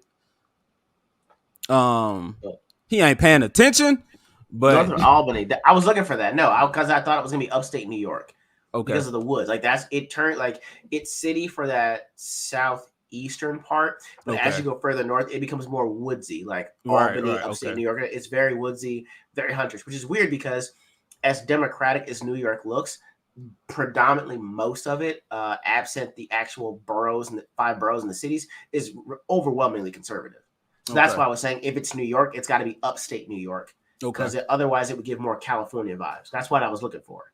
Look at him. Look at this smart man. That's what I was looking for. I was paying attention. I'd be multitasking. Okay. So that, I think Hulk tackles her. Then next thing you know, she wakes up and she's in this little lab thing. And I'm trying to do my best to remember this stuff. Everybody's kind of seen this already, though. Yeah, I think everybody's kind of seen this, but you haven't seen it. So I'm trying to give you that rundown. So if I'm boring y'all, look, I'm sorry, but not sorry. No, just get going. Make jokes, just laugh and shit, and get to know each other in the chat. That's what we hear about, community. So that happens, and then you see like them, the Hulk kind of explaining to her, "Hey, basically, you a Hulk. My arm is magically fixed now because I done just put your blood inside my body to do some shit. Although I just kind of, although I explained that our blood both kind of fizzles out or fuses with a gamma mutation, but somehow yours just so special. It can fix my one Hulk arm that, you know, my ability to regenerate. Just fuck that. It's terrible as I'm going over this shit, but so that happens. And then the one comment I tweeted about where he was like, I'm Smart Hulk. And she was like, that's kind of smug to call yourself Smart Hulk. And he was like, well, I didn't call myself that. That's what the kids call me. Fine, I'm just going with it. I thought it was Professor Hulk. You know what? That's what the stands were saying. The shields, the defenders of this. But even I give, it's dumb, but it's not. I give MCU props for being dumb enough on view, in sight, in plain sight, that we not gonna go with the Professor Hulk claiming we got this from like actual source material. We're just gonna call him Smart Hulk because the kids say so. But that's what happened. Although Professor Hulk is an actual badass. So he says that, but then as he's explaining the stuff, like somehow you're able to do this with your blood. So she was like, "Oh, so I'm better than you," and he was like, "I'd say different." And she was like, "No, I'm like, better. but better." Like, you know what I'm saying? So like, again, that's why the title of this show is like Hypocrisy. Is one hell of a drug because apparently women can do things that men shouldn't be doing. So that happens. And she's like, I don't want this like fucking life. Bro, I'm tired of explaining this shit. That's fine. Just give me this hop to the end because I've only heard her turn to She-Hulk one time. Just tell me what happens at the end, bro. Well, okay. So she got the Hulk. She don't want it. He's like, look, you got to, because if you go off the rails, you can kill a bunch of folk. Bad shit can happen. Yes, bro, that's what's happening right now. I gotta remember these dumbass details, bro. The people who even working on this shit don't even remember, bro. But so he was telling her like, you got to control it. She was like, look, bro, I don't want this. And you know, he was like, the downsides of this, if stuff can go wrong. And I think that's when the scene comes where she's like, hey, Bruce, I've been controlling my anger. I'm a fucking woman, okay? Niggas just catcalled me, and I just went off on them in anger. But I be controlling that shit, though, you know? I did. So that was happening. Montage comes, right, to where they training. She's better than him at everything. Some people gonna be pissed because I said that because, well, no, she's not actually better. It shows that the one scene with The Rock, he has to prove to her that he's stronger. So you see him put in more effort. That's when you see The Rock fucking explode in the atmosphere. But fast forward, you see her hit him with a fucking truck and he flies into a bunch of fucking boulders and they all kind of collapse on his body. So it's like, physics, what are those? That happens. Now I will say when he punches that ground and you see like the side of that mountain shake, which was low effort for the Hulk because Hulk can like take down a mountain easily. She does like a little spin thing and like a little happy little girly like cheerleader move and punches it and does more damage. I will say that I like that. I'm not justifying or saying it was good. I'm saying I liked it just because the weird shit that they want to make, happy-go-lucky girl stuff was actually how would I say, like taking your momentum, like even in martial arts, how you would shift your momentum. Judo. Yes, but going into a strike. So I don't think they were aware of what they were doing when they did that, but it was cool. Like it would be cool to see She-Hulk if she actually was fighting, not all happy-go-lucky girly, because that's not her. She's a badass, but to actually incorporate more of that. She actually puts her foot on his to like keep him grounded and grabs him and does like some judo type shit. So that was cool. But the whole thing together, again, just because of the physics being weird, them not being consistent, then you fast forward that to the fight with Titania and the courtroom scene, which was fucking terrible. I heard it was like 30 seconds long, bro. It was short and dumb. I'm almost getting there though. So you get this. Yeah, am I missing something? Maybe I'm missing something. Again, chat help me. We'll address y'all, but. Let's go to that. So now she's like, okay, I guess you're all caught up, and then you see her going into the lawyer shit. She was catching you up on the first episode. I thought the whole series was a flashback to get you to where she is in the present. No, so she was in the lawyer scene. She did the fourth wall break. So let me give y'all the origin story. That's when you see all this stuff. And then end of the episode, we're back in the courtroom. Which again, the writer admitted they don't know how to fucking write lawyer shit. So you see her say like one little line, and then bam, Titania bursts through the fucking door.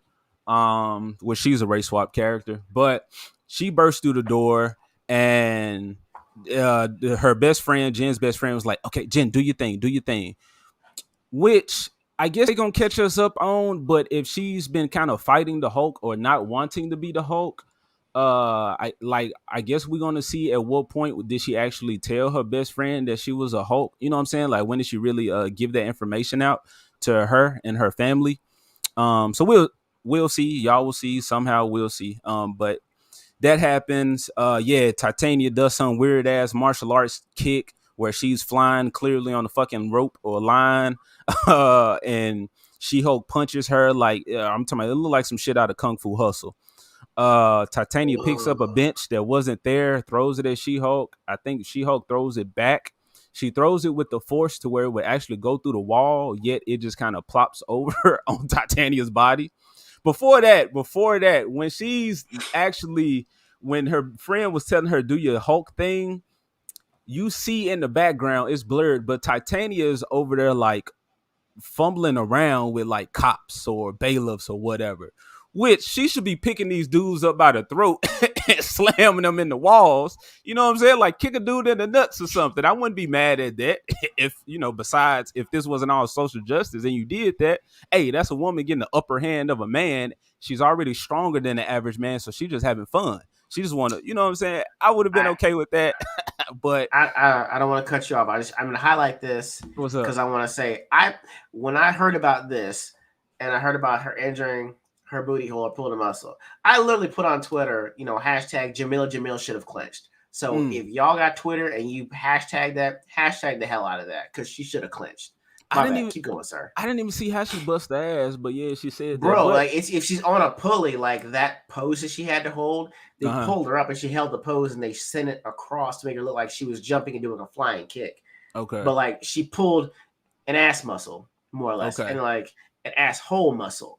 So I'm like, did no one tell you to clinch? Because Iron Man told Hawkeye that in Avengers, yo, clinch up. Okay. Don't pull something. So I put Jamil should have clinched. That's my hashtag. Okay. I'm gonna keep that going. Well, I'm sorry, go ahead. So I think that happened, and I want to say that's the end. I don't care to remember really fine details. It's hurting my brain. All right.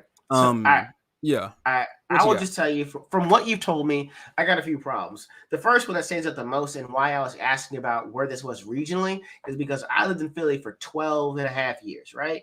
And that even includes a few stops in New York. Trying to holler at a chick in the South is vastly different than on the East Coast, right? I'm originally from the South, so I'm like, we open doors, pull out chairs. How you doing? What's going on? How are you? Whatever. I would think most men did. I would think most men did. No. When it's East Coast, is it really is that joke that that Cat was telling. Hey, yo, bitch, what's good? Yeah, I feel that happens, but I was raised like how you're explaining. Yeah. So it's we know what a fucking terrible version of a man looks like, but we also know. Keep going. My bad. I'm saying, but what I'm saying is that's what we're taught. When you go to the East Coast, it flips. If you do that, like, hey, yo, I know what you're doing later on, but I'd love to take you out. We could get some coffee, or we could, have a nice dinner. I get to know you a little bit more, bro. That over there, you will get gay. Yeah. I'm serious. Like, I've tried it. It didn't work. It's the most ironic thing of me living out there for that long, only to fall in love and marry someone that's actually from Texas that I meet in Philly. Because I had the hardest time dating because the women there are used to that aggressive nature of men. The way that they call catcalling out on the East Coast, some of that actually works, especially in New York. When a New York minute is technically 7 seconds and you only got 7 seconds to throw your pitch and people are constantly pitching ideas, they're used to men being, yo, I'm on it. I got to have you right now. Let's go. What's good? You know what I'm saying? We can hit this bar. We get a drink, yada, yada, yada. Good. So the fact that she's saying that, like, yo, that's endemic to New York. the East Coast in general. So I have a problem with her being like, yo, well, I get catcalled all the time. I was like, yo, usually if you don't catcall, if you're not considered going out with that kind of pursuit on the East Coast, they're going to think you're gay. Like straight up. They think you got some ulterior motive and you want to scam or kill them or be a psychopath. They do not think that because you have manners that you're coming at them with loving intentions. Or you're just too soft. Or you're too soft. Yeah. Like they'll go at you because like, yo, this dude ain't hard on me like that. He must be secretly gay. Gay.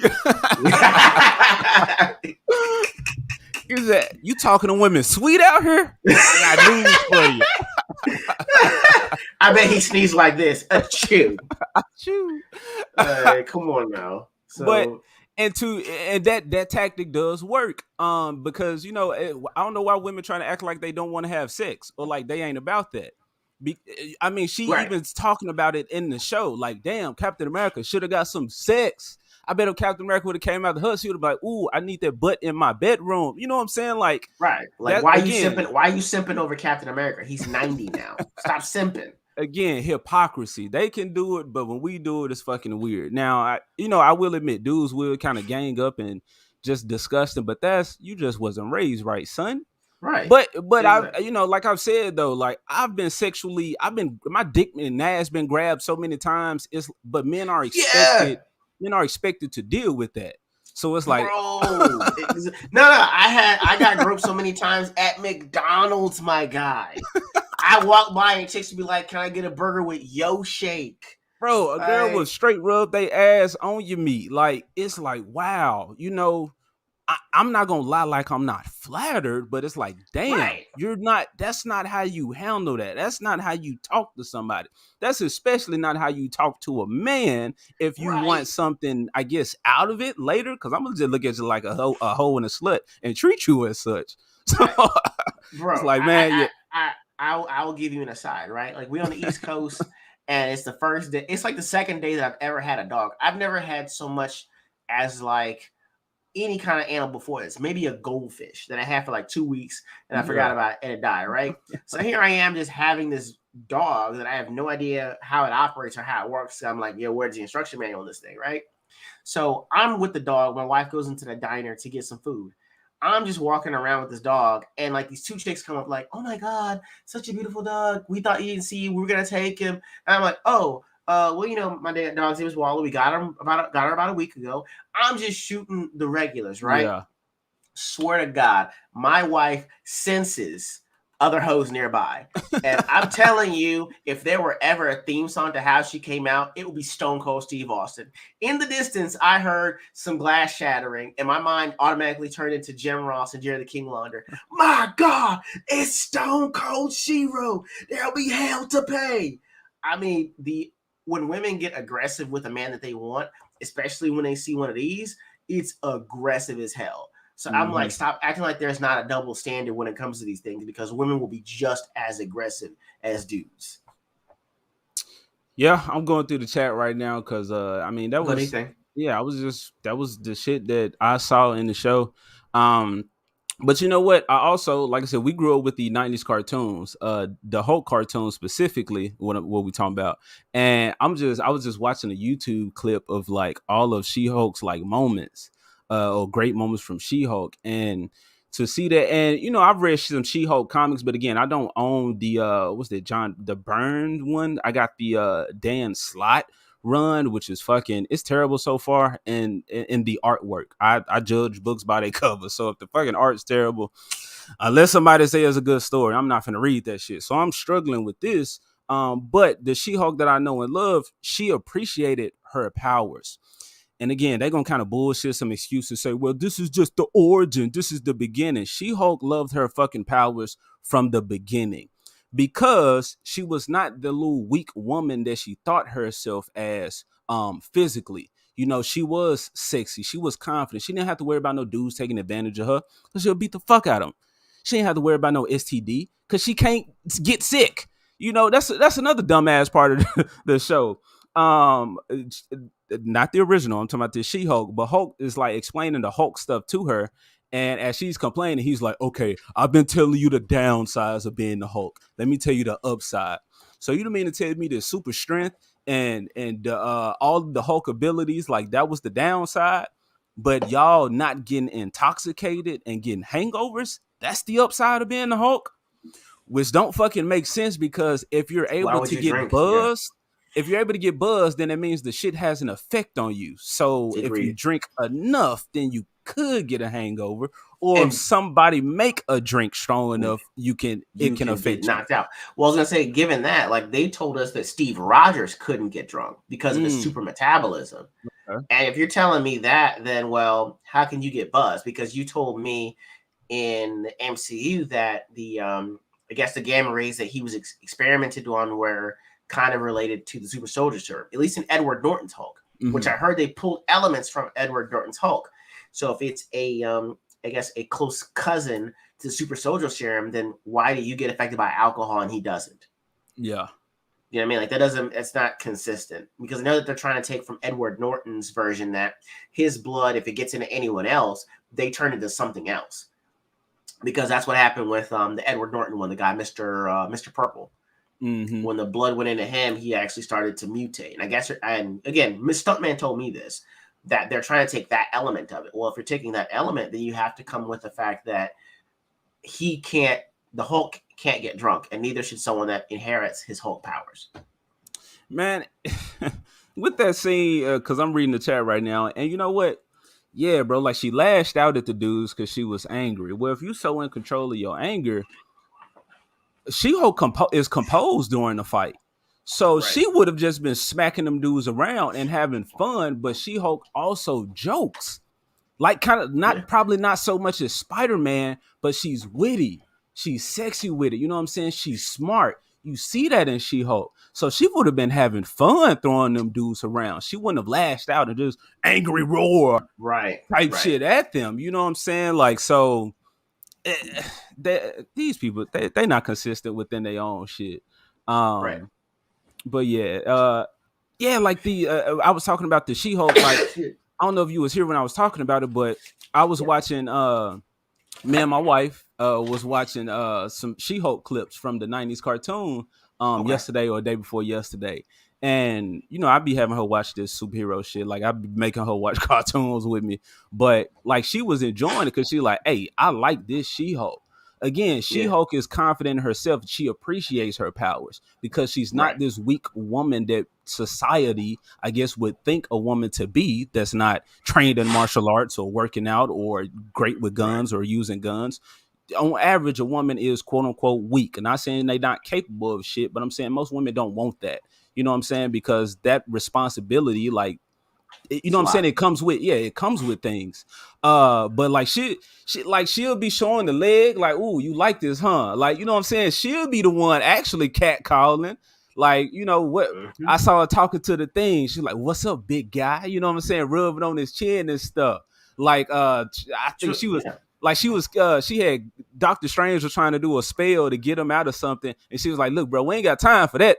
Like, buckle up, hold on tight. And she grabbed him and like jumped down. And you know what I'm saying? She stuck the landing, and Dr. Strange is like, ooh, this is a woman right here. And she basically like, yeah, you like what you see, don't it? That's the She-Hulk that we remember, bro. Not this complaining bitch. So it's like, damn, you tell us we hate women, but we just seen a better version of this character.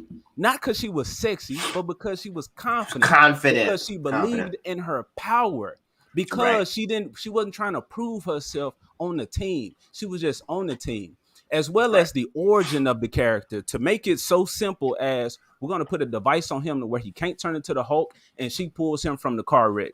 As opposed to her actually winning a case, putting some mob boss away, doing her actual fucking legal job, and his goons coming after her, retaliating. Yeah.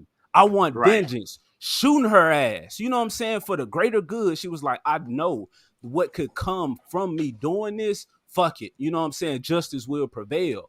And to see that actually happen, the ramifications, and Bruce goes up because I just want to talk to my cousin. I want to tell her what's been going on with me, and to see her lying there like dying and having to make a decision. I got to save her life. Can I save her life? Well, the problem that I would have had with this, by the way, that you're saying is, I heard the original pitch was supposed to be the trial of Abomination, right? Yes. And so you could have made the Abomination kind of like sort of because he was military affiliated, he could have put out like a ghost recon team to take her out, right? Ooh. Or just send one lone assassin. He shoots her like, yo, those were kill shots, bro. I'm should be good. Hulk happens to be there, dispatches the threat, like, oh my god, my cousin's bleeding. I don't want to do this, but I have to. Blood infusion, right? Mm-hmm. So the fact that it's his blood infusing to hers, and he might have some healing factor, but it takes a little bit longer because it's integrating with a new host of DNA, right? While she's recovering, trial still has to go on. Enter Matt Murdock. There's your Daredevil entrance. Oh, he enters in as the actual attorney, trying to litigate this case. Like, yo, we have reason to believe that you try to take out one of our defense attorneys. I know nothing of this. I've been in here the whole time. Matt Murdock is like, well, I still have to bring this case because it's the state's case against Abomination.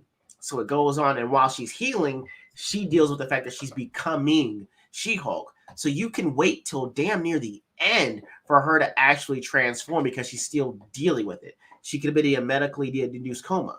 Then you can actually tell about her as a child, going through all the traumas or whatever, while she's healing faster and ahead of schedule to where she regains consciousness. And she's like, oh my God, what have I become? Then she gets taught by Bruce. Then she learns how she can actually separate or actually integrate her mind to still be She-Hulk.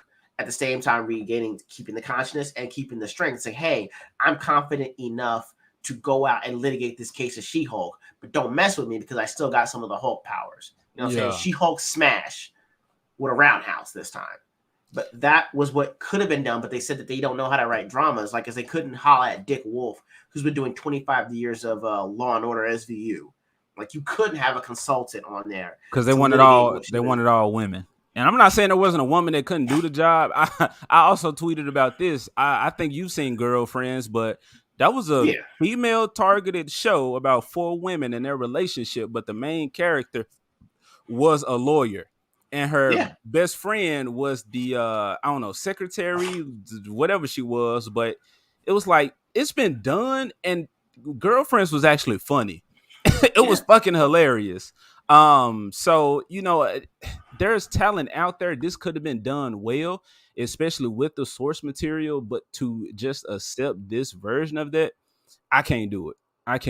But I'm addressing the chat.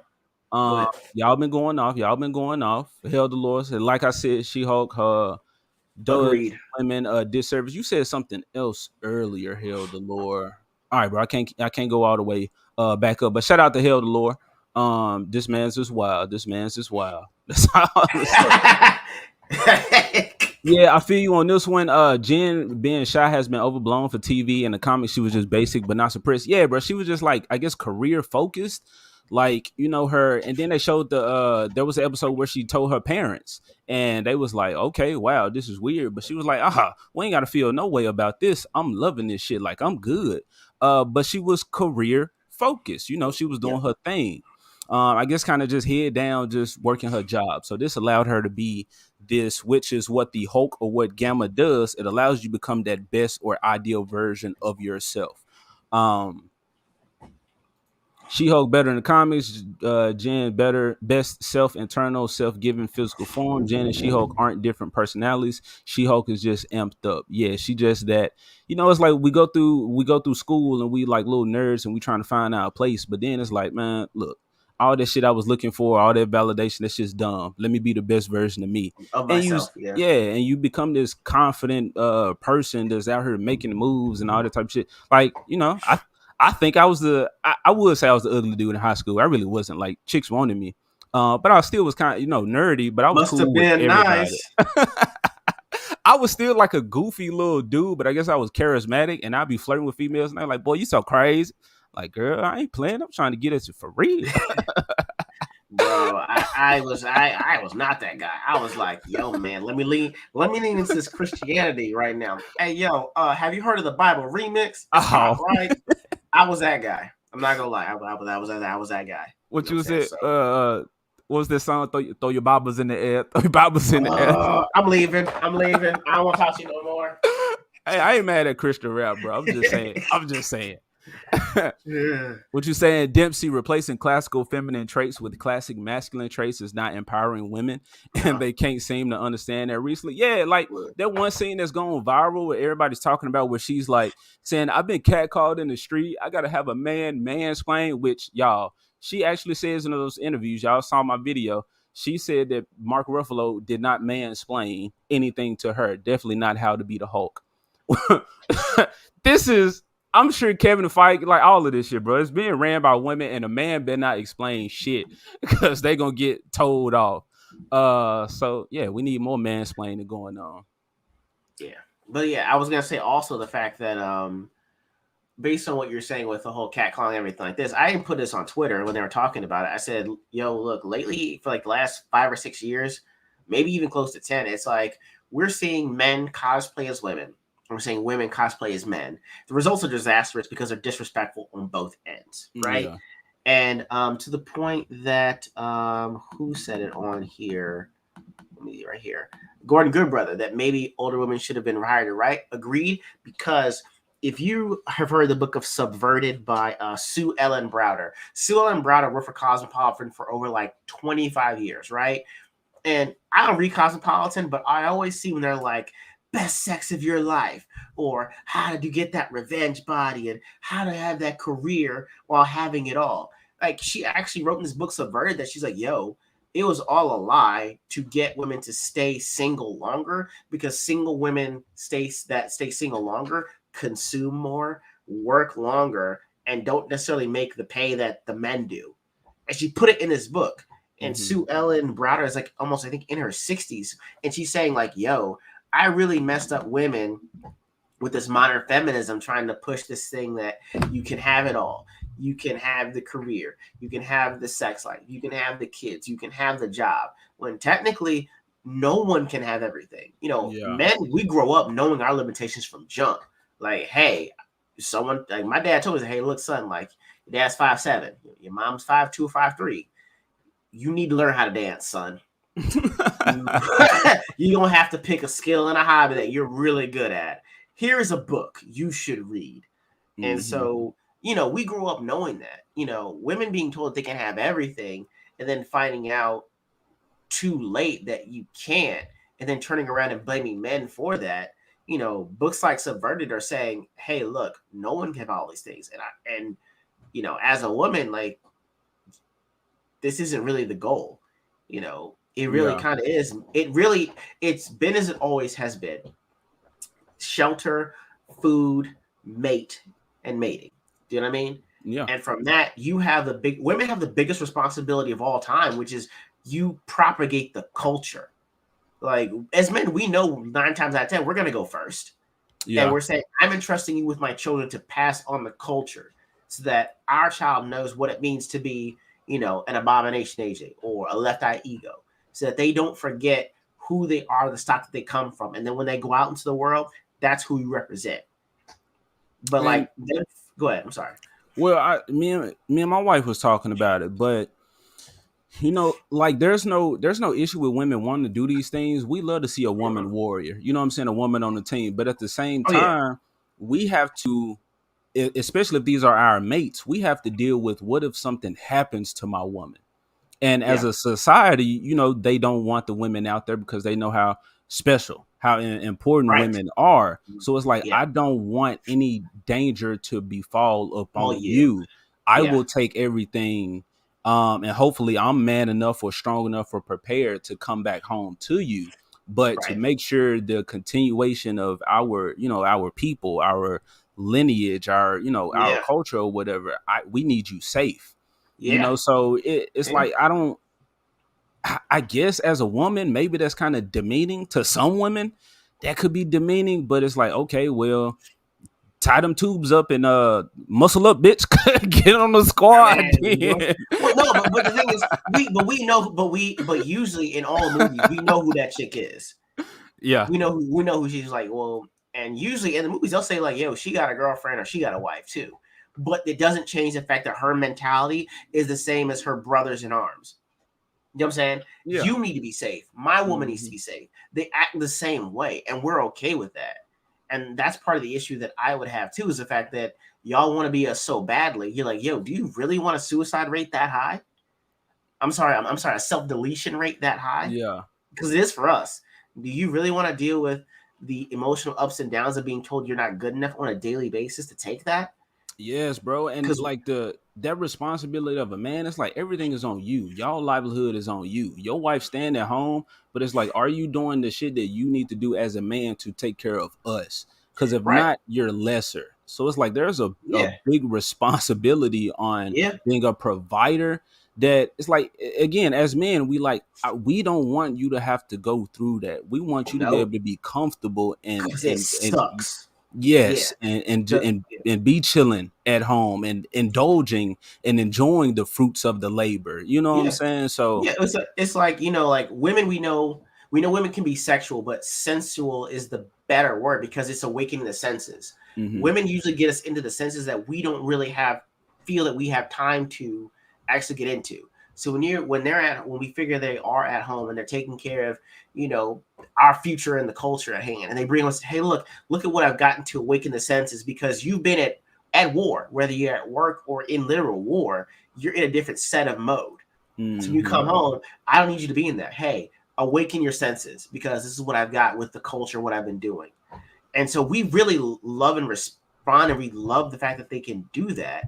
We don't want you out here being out in this world having to fight for everything, because it sucks. You know, your ass step on a snake and you're done for. We ain't even got to war yet. We just walk into the battlefield.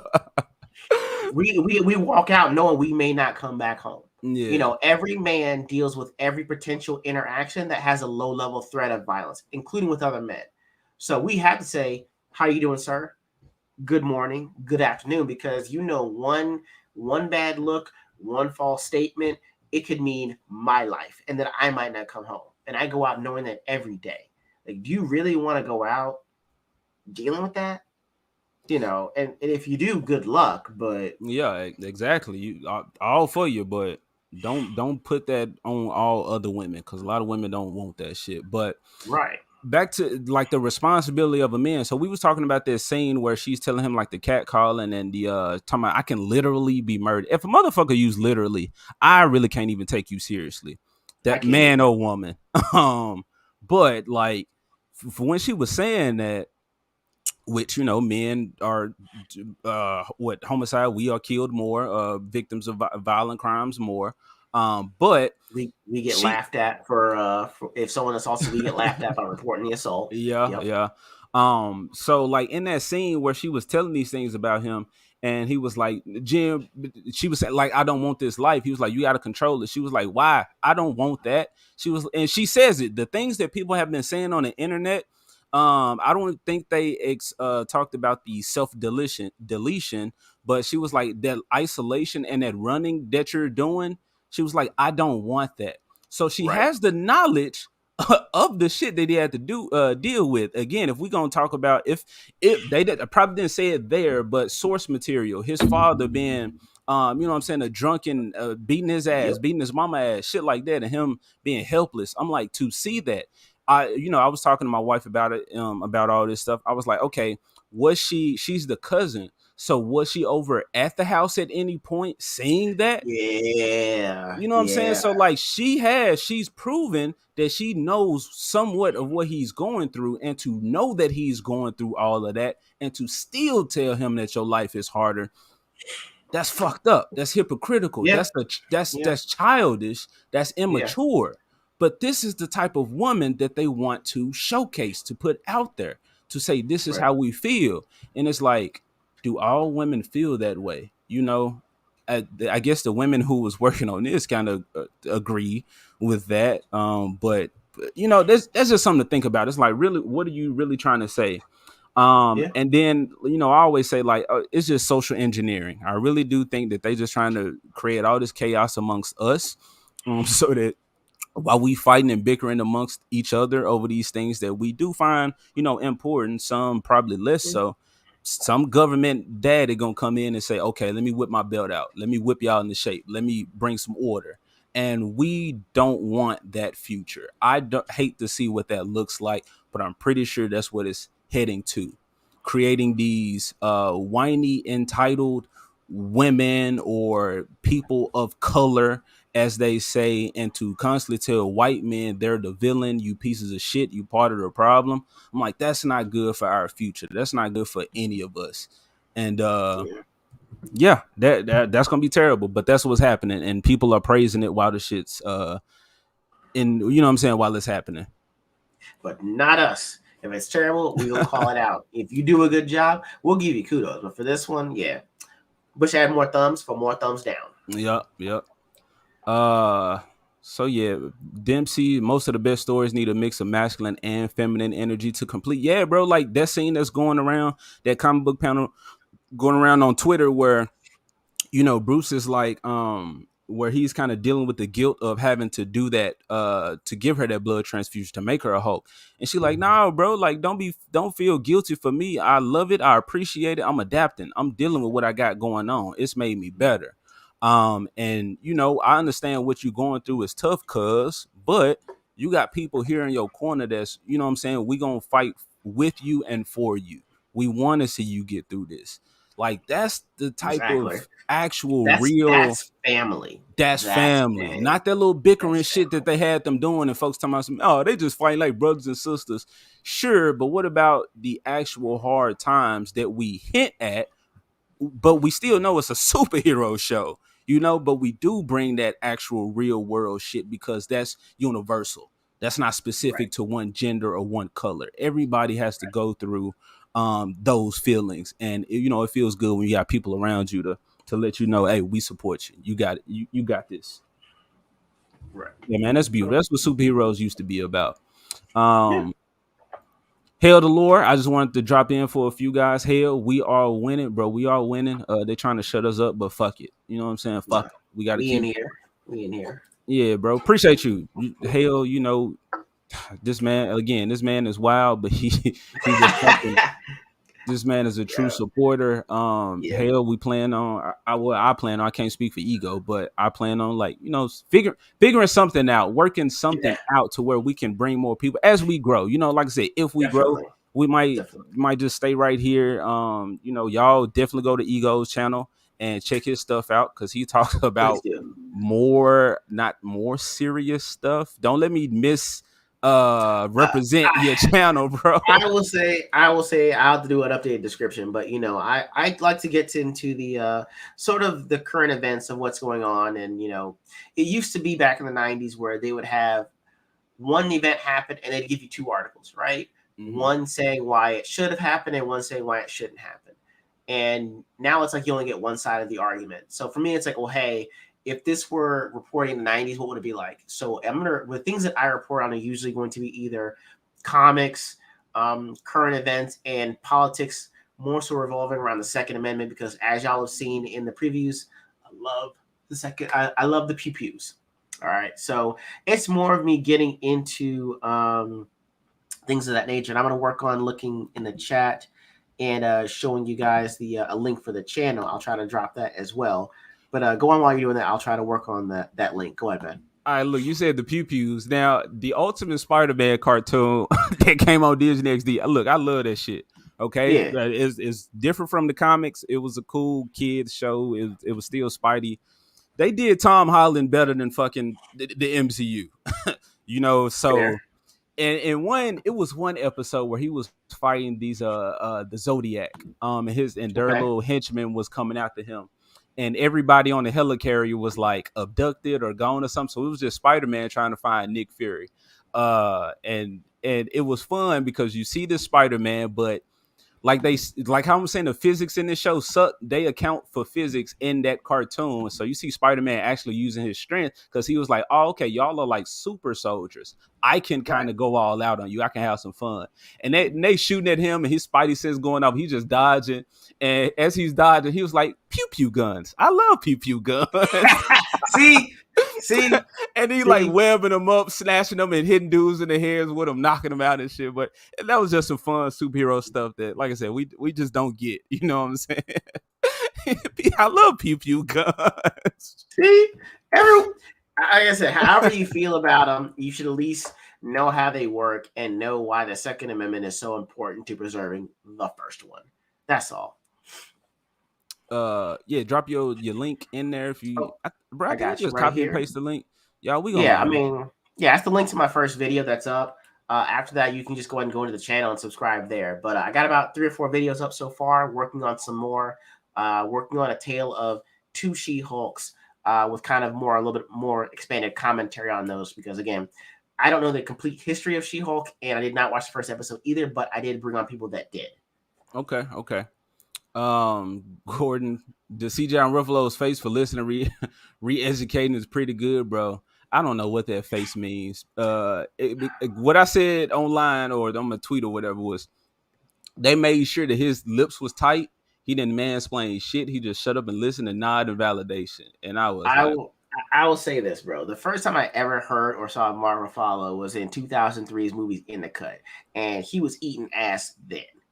So I'm like, all I see is the same dude doing the same thing. Oh, not yeah. literal? No, yeah. Literal. It was X-rated, bro. It was X-rated movie. You eating it from the back, but I mean, it ain't but that much of a difference between one and the other. Okay. So if you watch it In the Cut and you've seen it, he all about just brown nosing up in there. So every time I've seen him since, I'm like, he was a dude that was doing that. Like, look, I can't believe anything you say. When I'm watching that red carpet premiere of this show, and then the interviewer, and she had a fucking mask on, the celebrities didn't, but you know, the lessers have their mask on because they don't want their poor germs getting on the rich folks. But she was like, "Is there anything that makes you guys like Hulk out that make you angry?" And then Mark Ruffalo like. He's like, where do I start?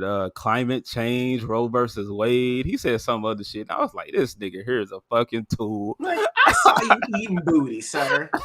You was in the human climate change. And Tatiana Maslany looking at him like, yep, those the right answers.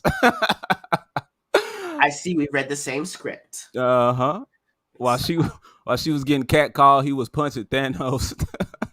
Not the same. Getting his ass beat up by Thanos. He ain't want to come out no more. Shagsworth sounds like massaging. Yeah, man, it's fine when they do it because they ain't got a dick to swing in the process. Look at him, he winking. The Disney Plus She-Hulk writers, hold on, you said Disney Plus or D Plus? Because I feel Disney like Plus. they D Plus grade writers if that. Writers were hired because they feel the right wrong way. Yep. They had the right talking points. Disney's Marvel is looking for actors or workers, anybody that's just gonna shut up and do their job, do what's told. Yep. Agreed. So yep, I understand. It's misandry. Yep. Definitely. Can we get a link in the chat, man? I think he dropped it. Sean said, "Get right, bro. Just type in left eye ego. Goddamn, how much work do these dudes have to do?" Yeah, boomer. The boomer came out. I'm sorry. Boomer. He said it came right up. But yeah, man, I guess look that up or get that link down there. Dempsey, he already did it. He said, "Fuck you, Sean. I done already got it going. Who you talking to?" Thank you, sir. Thank you. He said, appreciate y'all. Y'all know I just be having fun. Yep. Pew guns. All right. Yeah, elites make me sick, bro. Elites, fucking, what's that? Government, politics, all these motherfuckers trying to make rules for us, but don't even know us. But they will keep their positions. But anyway, y'all, we at 2 hours and 11 minutes. I'm winding down. I'm trying to get out of here, Ego. How you feeling? No, I mean, I think we got everything that we need to talk about in today. Thank you guys for joining us. It was really good with interacting with you guys in the chat and going over what we've been seeing this week. So thank you guys so much for joining us.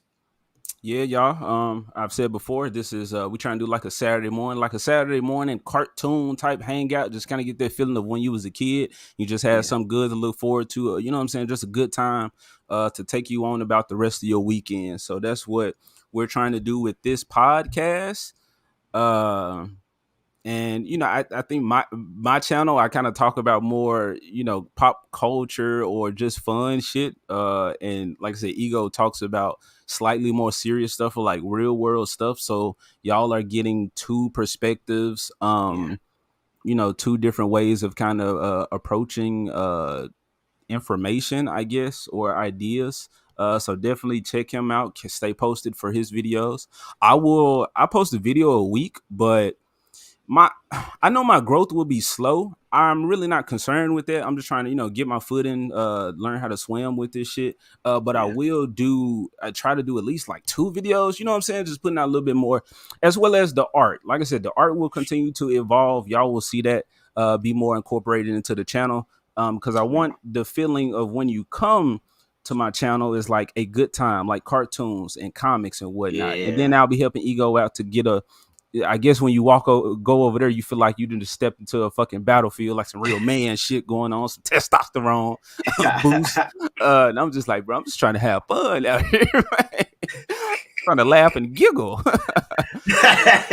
But yeah, that's what we got going. But I guess we don't have anything else to say, man. We appreciate all of y'all that was up in here. You dudes are, man, y'all are fucking amazing. And thank you. We see these big YouTubers and you figure, okay, if I do this, that will come.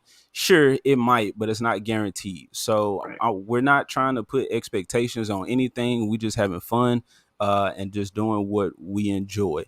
And we want to have more. Well, again, I can only speak for myself and my channel, but when Ego is here, we definitely try to make it just a fun time as opposed to just, I don't know, I guess beating a dead horse or kind of just constantly talking about the state of things currently because they trash. We was talking about the cartoons. It's comparison to She-Hulk, but we do have our times or segments where we're appreciating something that came before and just stroking that dick. But on that note, we out of here, y'all. Peace. It was fun. Ego out. Let me pull up this.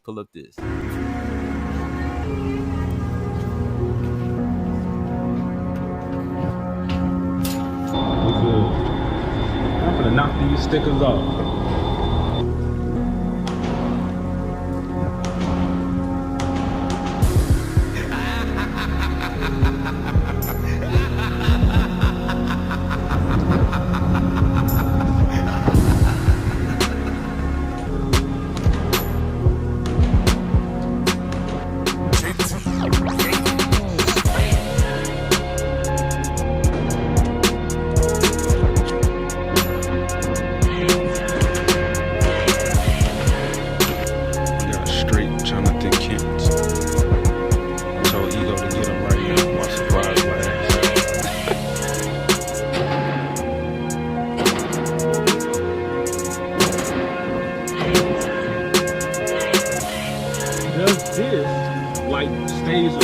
Stays in our boat.